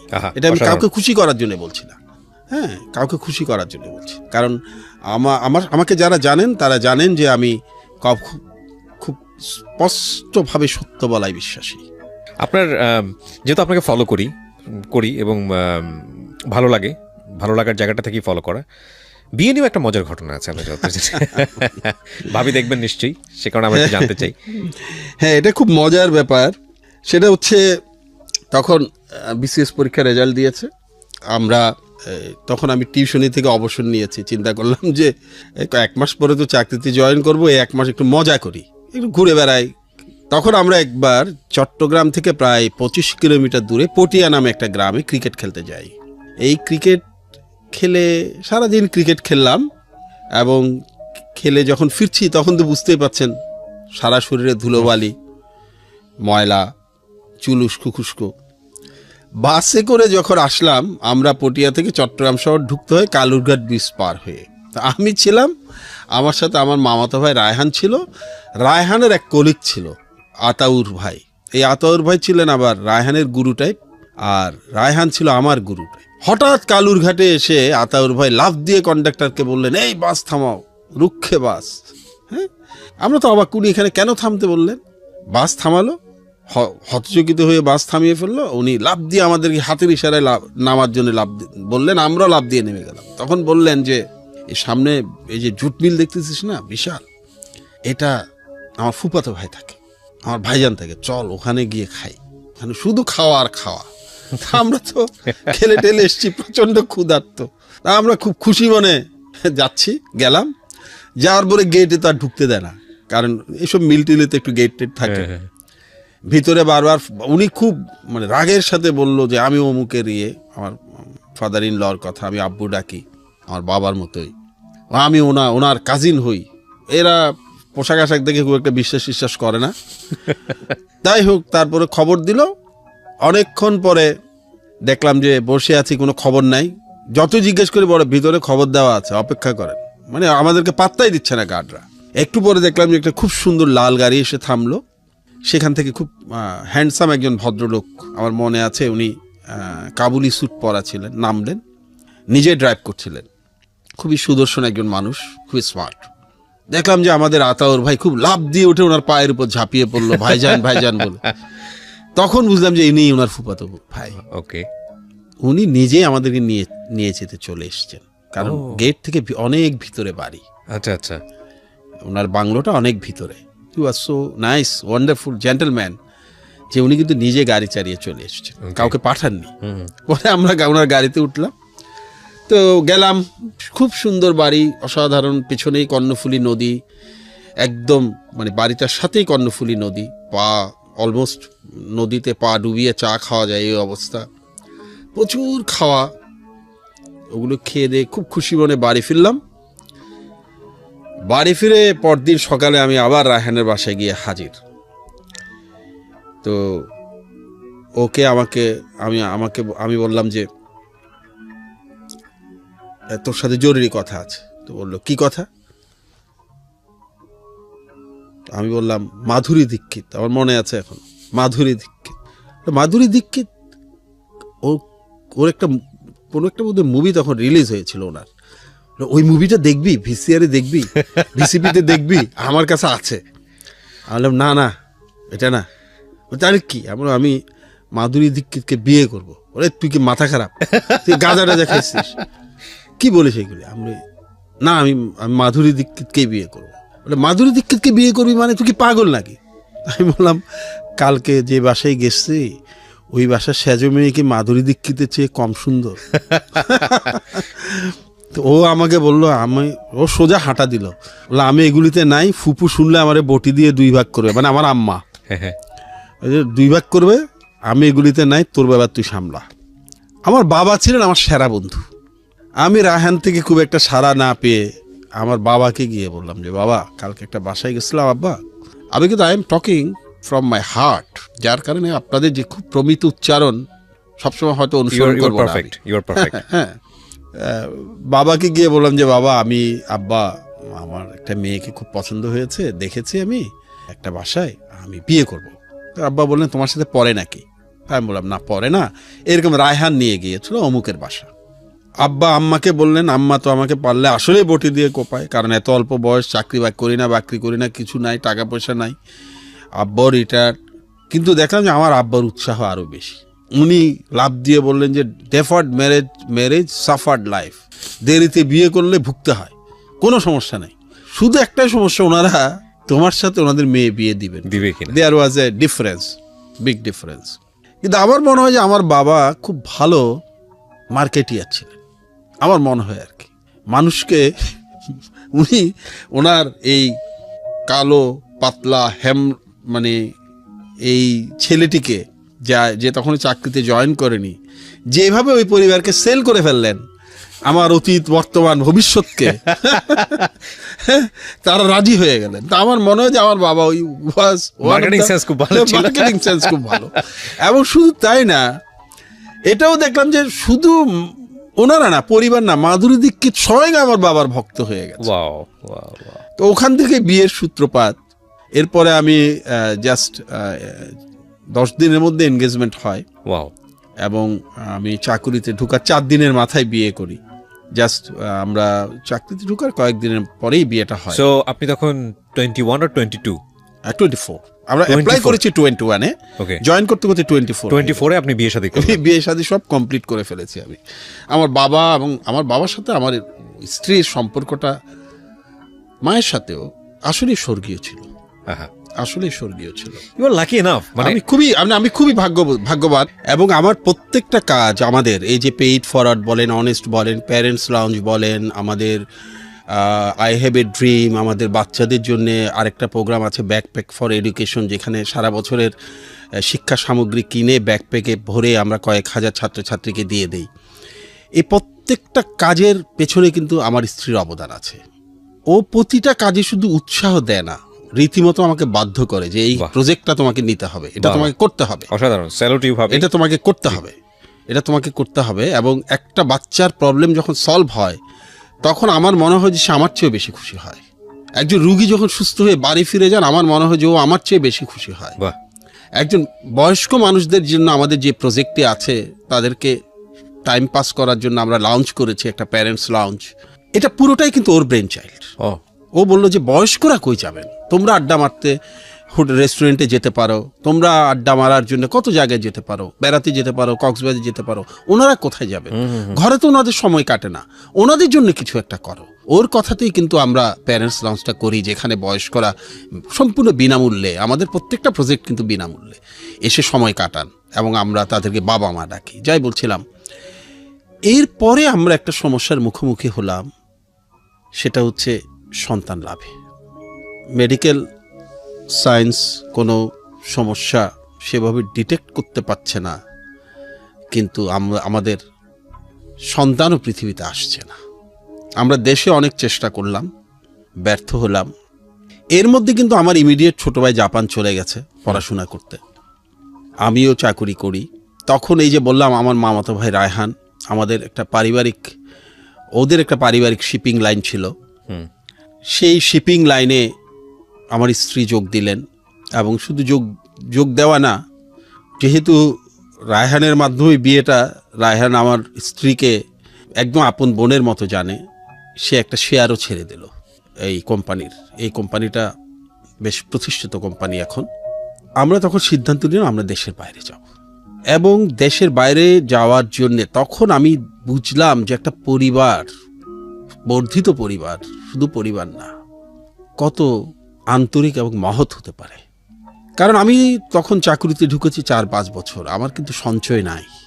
আমি যে ব্যাংককে গিয়ে চিকিৎসা করাবো, সিঙ্গাপুরে গিয়ে চিকিৎসা করাবো, একটা বড় সাপোর্ট দিয়েছিলেন আমার আব্বু। আমার যদিও শব্দটা উচ্চারণ করতে ইচ্ছা করে না, তবুও একটু ক্লিয়ার করার জন্য বলি, আমার ফাদার ইন ল, কিন্তু আমি এটা বলতে চাই না, উনি আমার বাবাই। ওই আমার বিয়ে সূত্রে পাওয়া দুটো, আমার 3টে বোন আছে, 4টা বোন ছিল, একজন মারা গেছেন, আর ভাই আছে। ওরা কিন্তু আমার ভাই বোনই, ভাই বোন বলতে ভাই বোনই, যা আছে তাই কিন্তু তারা আমাদের পিছনে ইনভেস্ট। আমার ছোট ভাই জাপানে গেছে, আমার বোন তখন জাপানে গেছে, আমার ইমিডিয়েট বড় বোন, দুলা ভাই, এরা সবাই কিন্তু এই পুরো আর্থিক ব্যাপারটা দেখেন। আমরা ব্যাংককে গেলাম, আমরা প্রথম সিঙ্গাপুর গেলাম, আমরা ফেল করলাম। তারপরে আমার বোন এবং ভাই আমাদেরকে জাপান নিয়ে গেল। অনেক দিন ছিল আমার ওয়াইফ, প্রায় 7 মাস। আমি ছিলাম অনেক দিন। এরপরে আমি যোগ দেই, সেখানে ফেল করলাম। এর মধ্যে আরও অনেক জায়গায় যাওয়া হয়েছে, সবগুলো জায়গায় ফেল করলাম। লাস্ট আমরা সিদ্ধান্ত নিলাম 2005 সালে আমরা একটা শেষ চেষ্টা করে দেখব। চিকিৎসা বিজ্ঞানে তখন একটা নতুন পদ্ধতি মাত্র এসছে, IVF, ইন ভাইট্রো ফার্টিলাইজেশন, যেটাকে অনেকে ভুল করে টেস্ট টিউব বলেন। আসলে টেস্ট টিউব না, কোনো বেবি টেস্টে হয় না, সবাই মাতৃগর্ভে হয়। টেস্টে শুধু পরীক্ষা নিরীক্ষা করা হয়, নিষিক্তকরণটা করা হয়। আমরা ব্যাংককে গেলাম 2005-এ। যেদিন চিকিৎসা শুরু হবে তার আগের রাতে আমরা ব্যাংককের একটা হোটেলে দাঁড়িয়ে, আমি এবং আমার স্ত্রী দুজনে হাত রেখে একটা প্রতিজ্ঞা করলাম। প্রতিজ্ঞা হচ্ছে, যেই চিকিৎসায় আমরা যাচ্ছি এর সাকসেস রেট 5% অনলি, তখনও, এখন একটু বেড়েছে 5%। পৃথিবীতে তখন এই ধরনের সাকসেসফুল কেসের সংখ্যা হাতে গোনা। আমাদের বছর খানেক আগে বা 2 বছর আগে একটা কাপল সফল হয়েছেন আমেরিকায়, তারা হচ্ছেন প্রেসিডেন্ট বারাক ওবামা এবং মিশেল ওবামা। যার কারণে কিন্তু অনেকটা এই কারণেই হয়তো আপনি হয়তো জানেন যে আমার মেয়ে রোজাবেল সাথে এবং আমাদের সাথে ওবামা ফ্যামিলির একটা যোগাযোগ আছে মেইলে, ইন্টারনেট, এই মেইলে আর কি, মেইলেই যোগাযোগটা। তবে যোগাযোগটা আজকে অনেক দিন থেকে 2008 থেকে যোগাযোগটা চলছে, নিত্য যোগাযোগ আছে। Very good. হয়তো এটাও একটা কারণ তারা আমাদেরকে আপন করে নেওয়ার, কিছুটা আপন করে নেওয়ার। দেখা হয় নাই বা কোনোদিন হয়তো দেখা হবে না, ওকে, হ্যাঁ, কিন্তু আমাদের রিলেশনটা খুব ভালো। ওয়াদা করছিলাম, ওয়াদাটা হলো যে আমাদের চিকিৎসা যদি সফল হয় এবং আমাদের কোনো সন্তান যদি পৃথিবীতে আসে, তাকে আমরা আমাদের সন্তান বিবেচনা করব না, তাকে আমরা পৃথিবীর জন্য উৎসর্গ করব। তার কাজ হবে মানুষের সেবা করা। ফরচুনেটলি সেবারে মিরাকলটা ঘটে গেল। আল্লাহ কবুল করে। 5%-এর মধ্যে সফল হওয়া অর্থে এই অর্থে যে আমার স্ত্রী গর্ভবতী হল IVF এর মাধ্যমে। 3 মাস পরে আমরা দেশে চলে আসলাম। দেশে চলে আসার পর একটা অত্যন্ত অনাকাঙ্ক্ষিত ঘটনা ঘটে গেল। দেখা গেল যে হঠাৎ করে আমার স্ত্রীর প্রচুর রক্তপাত শুরু হলো। তাকে খুব দ্রুত হাসপাতালে নিয়ে যাওয়া হলো এবং ডাক্তাররা বললেন যে we are to take it out. আমাদের তো মাথায় আকাশ ভেঙে পড়ার মতো অবস্থা, কিন্তু মানুষ কত মহৎ হয়ে দেখেন, যখন সমস্ত ডাক্তাররা সিদ্ধান্ত দিলেন যে এটা টেক আউট করে ফেলতে হবে, তখন কিন্তু একজন ইন্ডিয়ান ডক্টরের কাছে আমরা যেতাম। উনি মাঝে মধ্যে বাংলাদেশে আসতেন, ডক্টর শিশির দত্ত। উনি আমার স্ত্রীকে মা ডাকতেন, আমার স্ত্রী তাকে বাবার মতো শ্রদ্ধা করত। আমরা খবর পেলাম যে ফরচুনেটলি তখন উনি চট্টগ্রামে আছেন কারণ আছে। উনি বাংলাদেশে বেড়াতে এসে কক্সবাজার গিয়ে ঘোড়ায় চড়েছিলেন, ঘোড়া থেকে পড়ে গিয়ে কোমর ভেঙে ফেলেছেন। পুরোটা লোহার একটা খাঁচা দিয়ে ওনার কোমরটা বেঁধে রাখা হয়েছে, উনি শুয়ে আছেন, মানে ওই খাঁচাটার মধ্যে ওনার কোমরটা করা আর কি, ঠিক করার জন্য। যখন আমি তো যেতে পারছি না হসপিটাল থেকে, আমাদের একজন আত্মীয় ওনার কাছে গেল, তো বলল যে এই অবস্থা কি করা যায়। তখন উনি বললো একটা অ্যাম্বুলেন্স খবর দাও। ওনার সাথে যারা আছে তারা বললো মানে কি করবেন আপনি? বলে আমি অ্যাম্বুলেন্সে শুয়ে শুয়ে ওকে দেখতে যাব। আপনি কি পাগল নাকি, এই অবস্থা আপনি যাবেন কিভাবে? তখন ডক্টর শিশির দত্ত উত্তর দিলেন, এই মেয়ে আমাকে বাবা ডেকেছে, তার বিপদের সময় আমি পাশে দাঁড়াবো না, এটা হতে পারে না। শিশির দত্ত আসলেন, তাকে ধরে ধরে হলি ক্রিসেন্ট হসপিটালে তোলা হলো। তিনি একটা হুইল চেয়ারে অনেক কষ্ট করে বসলেন, বসে আমার দিকে তাকিয়ে বললেন, এই আমি বসলাম, ভগবান যতক্ষণ না তোমার স্ত্রীকে সুস্থ করে আমি উঠবো না। অন্যদেরকে বললেন, don't take out, let me try. Doctor Shishir Dutta সে অবস্থায় 3 দিন আমার স্ত্রীর পাশে ছিলেন, শুধুমাত্র প্রাকৃতিক প্রয়োজন ছাড়া তাকে ছেড়ে যান নাই। 3 দিন পরে তিনি বললেন, now situation is settled little bit. তবে 4 মাস, মাতৃগর্ভের 4 মাস মানে 16 সপ্তাহ বোধ হয়, 16 সপ্তাহ হতে আর 1 সপ্তাহ বাকি আছে। এই 1 সপ্তাহ যদি কাটিয়ে দিতে পারি তাহলে ওরা নিরাপদ। তবে তুমি তোমার স্ত্রীকে এখানে রাখতে পারবে না, তাকে আবার বাইরে পাঠাতে হবে, কারণ পরিস্থিতি যদি আবার এরকম হয় এখানে হ্যান্ডেল করতে পারবে না। 1 সপ্তাহ কাটার পরে উনি চলে গেলেন। এরপরে ডক্টর তাহের খান দায়িত্ব নিলেন, চট্টগ্রামের বিখ্যাত ডাক্তার। 5 মাস পরে তিনি বললেন যে এবার তোমরা চেষ্টা করো বাইরে চলে যাওয়ার, যেহেতু তোমাদের এটা ভ্যালুয়েবল চাইল্ড এবং দ্বিতীয়বার এই চিকিৎসা করাটা সুযোগ খুবই ব্যয়সাধ্য, পারবো না। তখন আমার স্ত্রীর খালা আমেরিকায় ছিলেন, উনি সব টিকিট পাঠিয়ে দিলেন। এবং তখন কিন্তু আমার স্ত্রী মানে হসপিটাল থেকে ছেড়ে বাসায় এসছে 5 মাসের মাথায়, মানে বাচ্চার 5 মাসের মাথায়, ওম্বে গর্ভে। সে বললো যে আমি আমেরিকান এম্বাসিতে দাঁড়াবো। তা আমরা বললাম যে তুমি কীভাবে তুমি সিঙ্গাপুর যাও, ব্যাংকক যাও। ও বললো যে না, আমি কোথাও আস্থা পাচ্ছি না, কারণ আমাকে ব্যাংকক থেকেও বলা হলো যে আমরা শিওর না এটা হ্যান্ডেল করতে পারবো কিনা, কারণ ব্যাংককের hospital it was the first successful case. আমার স্ত্রী সাহস করে আমেরিকান এম্বাসিতে আসলো, এবং এই জাতীয় কেসকে কিন্তু ভিসা দেন না, আপনি জানেন, কারণ এটা তো আমেরিকান গভর্নমেন্টের অনেক দায়িত্ব চলে আসে, রাইট, তার নাগরিকত্ব দিতে হয়, অনেক কিছু ব্যাপার আছে। আমরা মানুষ আসলে অনেক ভালো, জানেন, যে আমার স্ত্রীকে কিন্তু ওরা ভিসাটা দিয়ে দিল সব জানার পরেও, যে সেই চিকিৎসা করতে যাচ্ছে তার বাচ্চা। এবং শুধু তাই না, তারা বাচ্চার জন্য প্রার্থনাও করলেন যে আমরা উই আর প্রেইং। তো আমার বাচ্চা শেষ পর্যন্ত আমেরিকাতেই হয় 2005 সালে। আমি তখন থাকতে পারিনি, কারণ আমার ছুটি পেতে দেরি হচ্ছিল, ছুটি না, ওই ছুটির পরে ভিসার জন্য যখন অ্যাপ্লাই করলাম তখন ওই যে আপনার আমাদের যে 9/11 ঘটনা ঘটার কারণে একটু ভিসার করা করেছিল, ওই যে আপনার ক্লিয়ারেন্সটা আসতে হয়, সিকিউরিটি ক্লিয়ারেন্স আসতে দেরি হতে আমি আমার বাচ্চা হওয়ার 1 মাস পরে আমেরিকা গিয়ে পৌঁছাই। ফিরে আসার পরে আমি একদিন কি মনে করে অফিসে বসে অফিস আওয়ারের শেষে পুরো কাহিনীটা লিখতে লাগলাম। আমি কিন্তু আমি আমার স্ত্রী কিন্তু day to day diary maintain করতাম, বাচ্চাকে চিঠি লিখতাম, ও যখন গর্বে ছিল, হ্যাঁ, বাচ্চাকে, আমার মেয়েকে পরে তো জানলাম মেয়ে হলো, ওকে চিঠি লিখতাম, তখন নাম জানতাম না, চিঠি লিখতাম, তখন বাবু ডেকে চিঠি লিখতাম, বাবু আজকে এটা হয়েছে, আজকে ডপলারে তোমার আওয়াজ শুনেছি, তোমাকে কখন দেখবো। প্রতিদিন আমিও চিঠি লিখতাম একটা ডায়েরিতে, আমার ওয়াইফও চিঠি লিখতো। ওগুলিকে কম্পাইল করে আমি অসম্ভব ইমোশনাল হয়ে ওর স্ট্রাগলটা লিখে ফেললাম, টোটাল স্ট্রাগলটা লিখে আমি কি মনে করে জানি এটা প্রথম আলোর আনিসুল হককে পাঠিয়ে দিলাম। ওনার সাথে কিন্তু আমার পরিচয় নেই, শুধু লেখালেখির পরিচয়, মানে লেখালেখি মানে আমার লেখা উনি চিনেন না, আমাকে তো তখনও লেখক হিসেবে কেউ চিনে না, কিন্তু ওনার লেখা তো সব সারা বাংলাদেশ চিনে। লিখে আমি ভুলে গেছি যে এটা তো আনিস ভাইকে, আর এটা পড়বেন নাকি, আনিসুল হকের এত সময় আছে নাকি। মজার ব্যাপার কি জানেন, 2 দিন পরে আমার ফোন আসলো, একটা ফোন এসে বলল আপনি কি বাদল সৈয়দ বলছেন? আমি বললাম হ্যাঁ আমি বাদল সৈয়দ বলছি। বললো আমি আনিসুল হক বলছি। আমি প্রথমে বুঝি না, বললাম আনিসুল হক, মানে আমি প্রথম আলো থেকে আনিসুল হক বলছি। আমার তো তখন অবাক, আমি বললাম আনিস ভাই আপনি? বললেন আমি আপনার লেখাটা পড়েছি, আমাদের বন্ধুরা পড়েছেন, আমরা, আপনি যদি অনুমতি দেন, এই জাতীয় অনেক পেশেন্ট বাংলাদেশে আছে, এই স্ট্রাগলটা তাদেরকে শেয়ার করতে চাই। তারা যদি এটা পড়ে, অনেকে যাদের পক্ষে সম্ভব তারা যদি উপকৃত হন, বা ইভেন আমাদের দেশের চিকিৎসকরাও তো উপকৃত হবেন, কারণ ওখানে পদ্ধতিটা তো লেখা, অনেক কিছু লেখা আছে। এটা নিয়ে আমরা একটা ছুটির দিনে লিড স্টোরি করতে চাই। আমি আমার স্ত্রীকে বললাম, আমার স্ত্রী বললো আমার কোনো আপত্তি নেই, যদিও এটা ব্যক্তিগত ব্যাপার, কিন্তু আমার আপত্তি নেই, কারণ মানুষ উপকৃত হওয়াটাই হচ্ছে মুখ্য।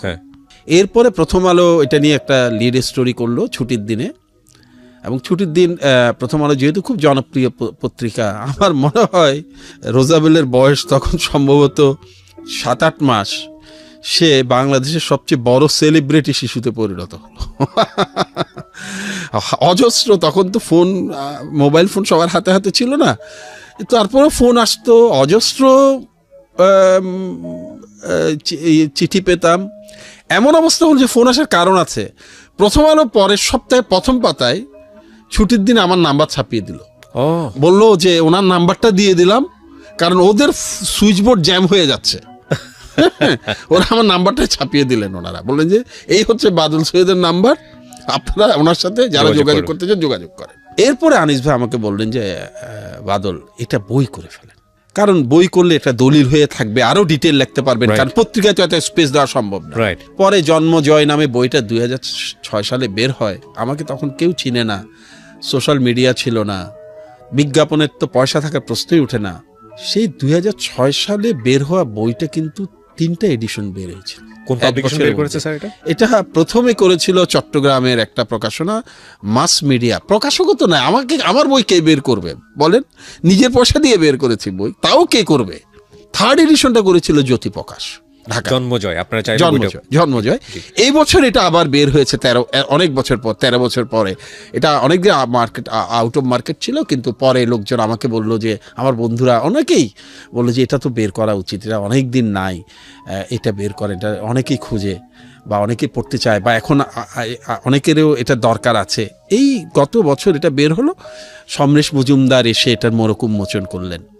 যাই হোক, এটা বইটা খুব ভালো একটা হিট করলো ইমোশনাল কারণে, মানে মানুষের, একে তো আগে প্রথম আলোর একটা ব্যাকআপ ছিল, ওটাই বই হয়েছে।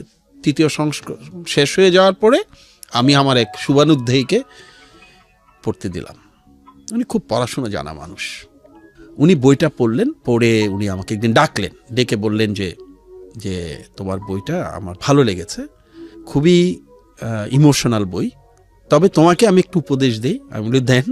উনি বললেন যে তুমি কি লেখালেখিতে কন্টিনিউ করতে চাও? আমি বলি হ্যাঁ করতে চাই। উনি বললেন যে তুমি প্রচুর পড়ো, আমি জানি, ছোটবেলা থেকে আমাদের পড়ার অভ্যাস, বই পড়ার অভ্যাস, প্রচুর বই পড়ার অভ্যাস ছিল, ওটাই বাঁচিয়ে রেখেছে, আসলে সব জায়গায় উতরে যেতে সহায়তা করেছে। উনি বললেন তোমার পড়ার অভ্যাস আছে আমি জানি, কিন্তু তোমাকে আমি একটু উপদেশ দিই, তুমি যদি লেখক হতে চাও আজকে থেকে 10 বছর একটা শব্দ লিখবে না, শুধু পড়বে। তোমার এটা জনপ্রিয়তা পেয়েছে, কোনো সন্দেহ নাই, বইটা খুবই ভালো, মানুষকে প্রতিটা ক্লাইলে লাইনে কাঁদাবে, এটাও ঠিক, কিন্তু সত্যিকার সাহিত্য হয়নি। 10 বছর দরজা বন্ধ করে পড়ো। দরজা বন্ধ রূপ করতে বলেছেন। আমি কিন্তু এরপরে 10 বছর একটা শব্দ লিখি নাই।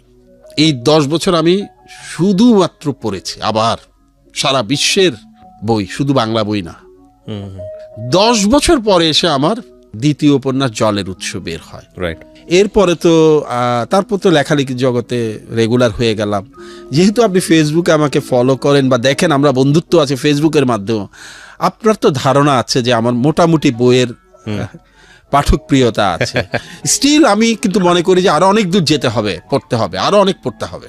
তো এখন লেখালেখিটাও একটা অনুষঙ্গ হয়ে গেছে। বই মেলায় বই আসে, বাচ্চারা পছন্দ, বাচ্চারা মানে আমার তো অনেক ছেলে মেয়ে, সবাই তো আমাকে বাবা ডাকে, ওরা কিনে আগ্রহ নিয়ে, কিন্তু ওদেরকে আমি মানাও করি যে তোমরা বই বেশি আমার কিনো না, কারণ পয়সা খরচ করার দরকার নেই, কিন্তু ইমোশনটাকেও সম্মান করতে হয়। সব মিলিয়ে আসলে ইটস এ ওয়ান্ডারফুল লাইফ। এই কথাটা আমি বলতে চাচ্ছিলাম যে ছবির মতো একটা জীবন কি নাই আপনার এই জীবনে। স্ট্রাগল আছে, আপস অ্যান্ড ডাউন আছে, কিন্তু যেই জিনিসটা আপনি আপনার পরিবারের কাছ থেকে পেয়েছিলেন, বাবার কাছ থেকে পেয়েছিলেন, অনেস্টি, এই সততা আপনাকে আজকে অনন্য একটা উচ্চতায় নিয়ে গেছে। আমরা মনুষ্য জীবনে সবাই কিন্তু স্যার কম বেশি বিভিন্ন রকমের সমস্যার মধ্যে থাকি, বিভিন্ন সবাই, কিন্তু আমরা আমাদের ওই যে মোরাল প্রিন্সিপাল যেগুলো আছে, ভ্যালুস যেগুলো আছে, সেগুলোতে দাগ কেটে যায়। আমাদের এই সমস্যাগুলো কোনো না কোনোভাবে আমাদেরকে বের করে নিয়ে আসে সেখান থেকে। কিন্তু আপনার এই গল্পটা শুনে আমার কাছে যেটা মনে হয় যে অন্যরকম একটা উৎসাহ পাবো। এবং আমি সাজেস্ট করব যে আমার এখানে যারা আসেন, বিশেষ করে আপনি জানেন শওকত এসেছিল কিছুদিন আগে, পুলিশের কনস্টেবল, ওয়ান্ডারফুল সোল, এবং দ্ব্যর্থহীন কণ্ঠে আপনার কথা বলেছে যে আপনার দ্বারা উনি কি পরিমাণ ইন্সপায়ার্ড। তো তখন আমি বলছিলাম যে না, আমি তো তাকে চিনি। তো এই যে মানুষগুলো যারা বিভিন্নভাবে, একটা কথা আছে না, মানে আপনি যেমন আপনার পুরো দুনিয়াটাই কিন্তু সেরকম হয়ে যাবে। তো সামো আপনি যখন আপনি বলছিলেন যে আপনার অফিসের বসদের কথা বা সারাউন্ডিংয়ের কথা, সেই মানুষগুলো কি কাছে পেয়েছেন যে মানুষগুলো হয়তো আপনার মতো বা আপনার মতো করেই ভাবতে শিখেছে। তো আমি আপনাকে ধন্যবাদ জানাই যে আপনি আমার ডাকে সাড়া দিয়েছেন। শুধু সাড়া দেননি, আপনি আপনার ব্যস্ত সময়ের কিছুটা সময় আজকে আপনি দিলেন। আপনারা হচ্ছেন সমাজের রিয়েল হিরো। যে কথাটা বলতে চাচ্ছিলাম যে এই 2 ঘন্টা বা 1 ঘন্টা সময় যদি খুব মনোযোগ দিয়ে এই গল্পটা আপনারা শোনেন, তাহলে জীবনের অর্থ খুঁজে পাওয়া যাবে। আমাদের জীবনে মেন্টরশিপ খুবই গুরুত্বপূর্ণ, খুবই গুরুত্বপূর্ণ। আজকে এখানে বাদল সৈয়দ স্যারের যে গল্পটা আমরা আজকে এখানে তুলে ধরলাম, তার জীবনের মেন্টরশিপ যদি আমরা বলি, 2 ঘন্টা অনুষ্ঠান শুনে আমরা যদি বুঝি, সেটা হচ্ছে তার বাবা। আমাদের প্রত্যেকেরই জীবনে এরকম কিছু মেন্টরশিপের প্রয়োজন আছে। তো আমি মনে করি এই গল্পটা আপনার লাইফে একটা মেন্টর হতে পারে। স্যার, শেষের দিকে চলে এসেছি। আপনার মূল্যবান যদি কিছু বলার থাকে, উপদেশ দেবার থাকে আপনার জীবনের অভিজ্ঞতা থেকে।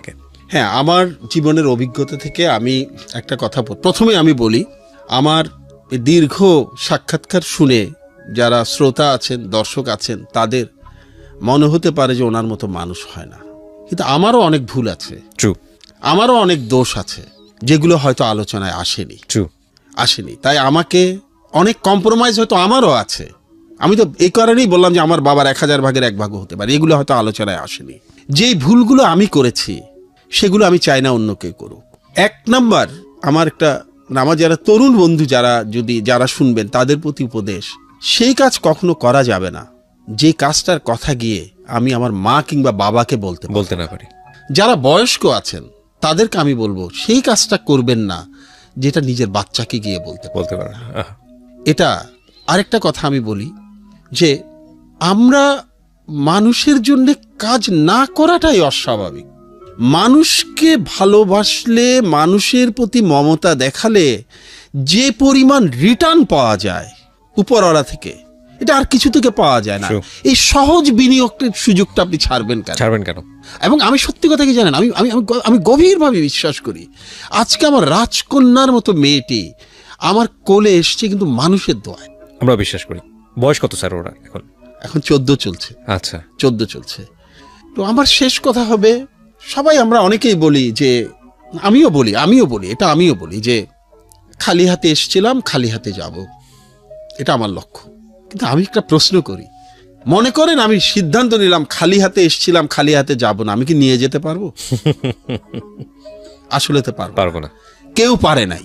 মিশরের ফারাও সম্রাটরা চেষ্টা করেছিলেন ধন সম্পত্তি দাস দাসী কবরে নিয়ে যেতে, ডাকাতরা কবরেও শান্তিতে থাকতে দেয় না। তাই আসলে পার্থিব জগৎটা খুব বেশি গুরুত্ব দিয়ে না দেখাই ভালো। And the thing is, asset যদি হয়, যদি অ্যাসেটের কথাই বলি, তাহলে অ্যাসেটটা হচ্ছে এইটাই, মানুষের অ্যাপ্রিসিয়েশন, মানুষের ভালোবাসা, মানুষের হ্যাঁ, আমি সেটাই আমি তো বললাম যে আমি নিজেকে পার করতে চাই মানুষের ভালোবাসা দিয়ে। মানুষের ভালোবাসাকেই আমি সঙ্গে নিয়ে যেতে চাই। আমি আসলে আর কিছু নিয়ে যেতে চাই না, চাইলেও আমি নিতে পারবো না। এই জিনিসটা যদি আমরা একটু মনে রাখি না, তাহলে কিন্তু অনেক সমস্যার সমাধান হয়ে যায়। রাইট, অনেক সমস্যার সমাধান হয়ে যায়। মানুষের জন্য নিবেদিত হোক, আমার শুধু একটি প্রার্থনা, একটি কামনা। স্যার, আপনাকে আবারও অন্তরের অন্তঃস্থল থেকে ধন্যবাদ জানাই। আপনার দীর্ঘায়ু আমরা কামনা করি এবং আমরা বিশ্বাস করি একটা প্রদীপের লক্ষ লক্ষ প্রদীপ জ্বালানোর শক্তি আছে, সেটাই হয়। আমরা বিশ্বাস করি এই অনুষ্ঠান দেখে আপনার মতো করেই হয়তো কেউ ভাববেন এবং তারা তাদের মতো করে সমাজে কন্ট্রিবিউশন রাখার চেষ্টা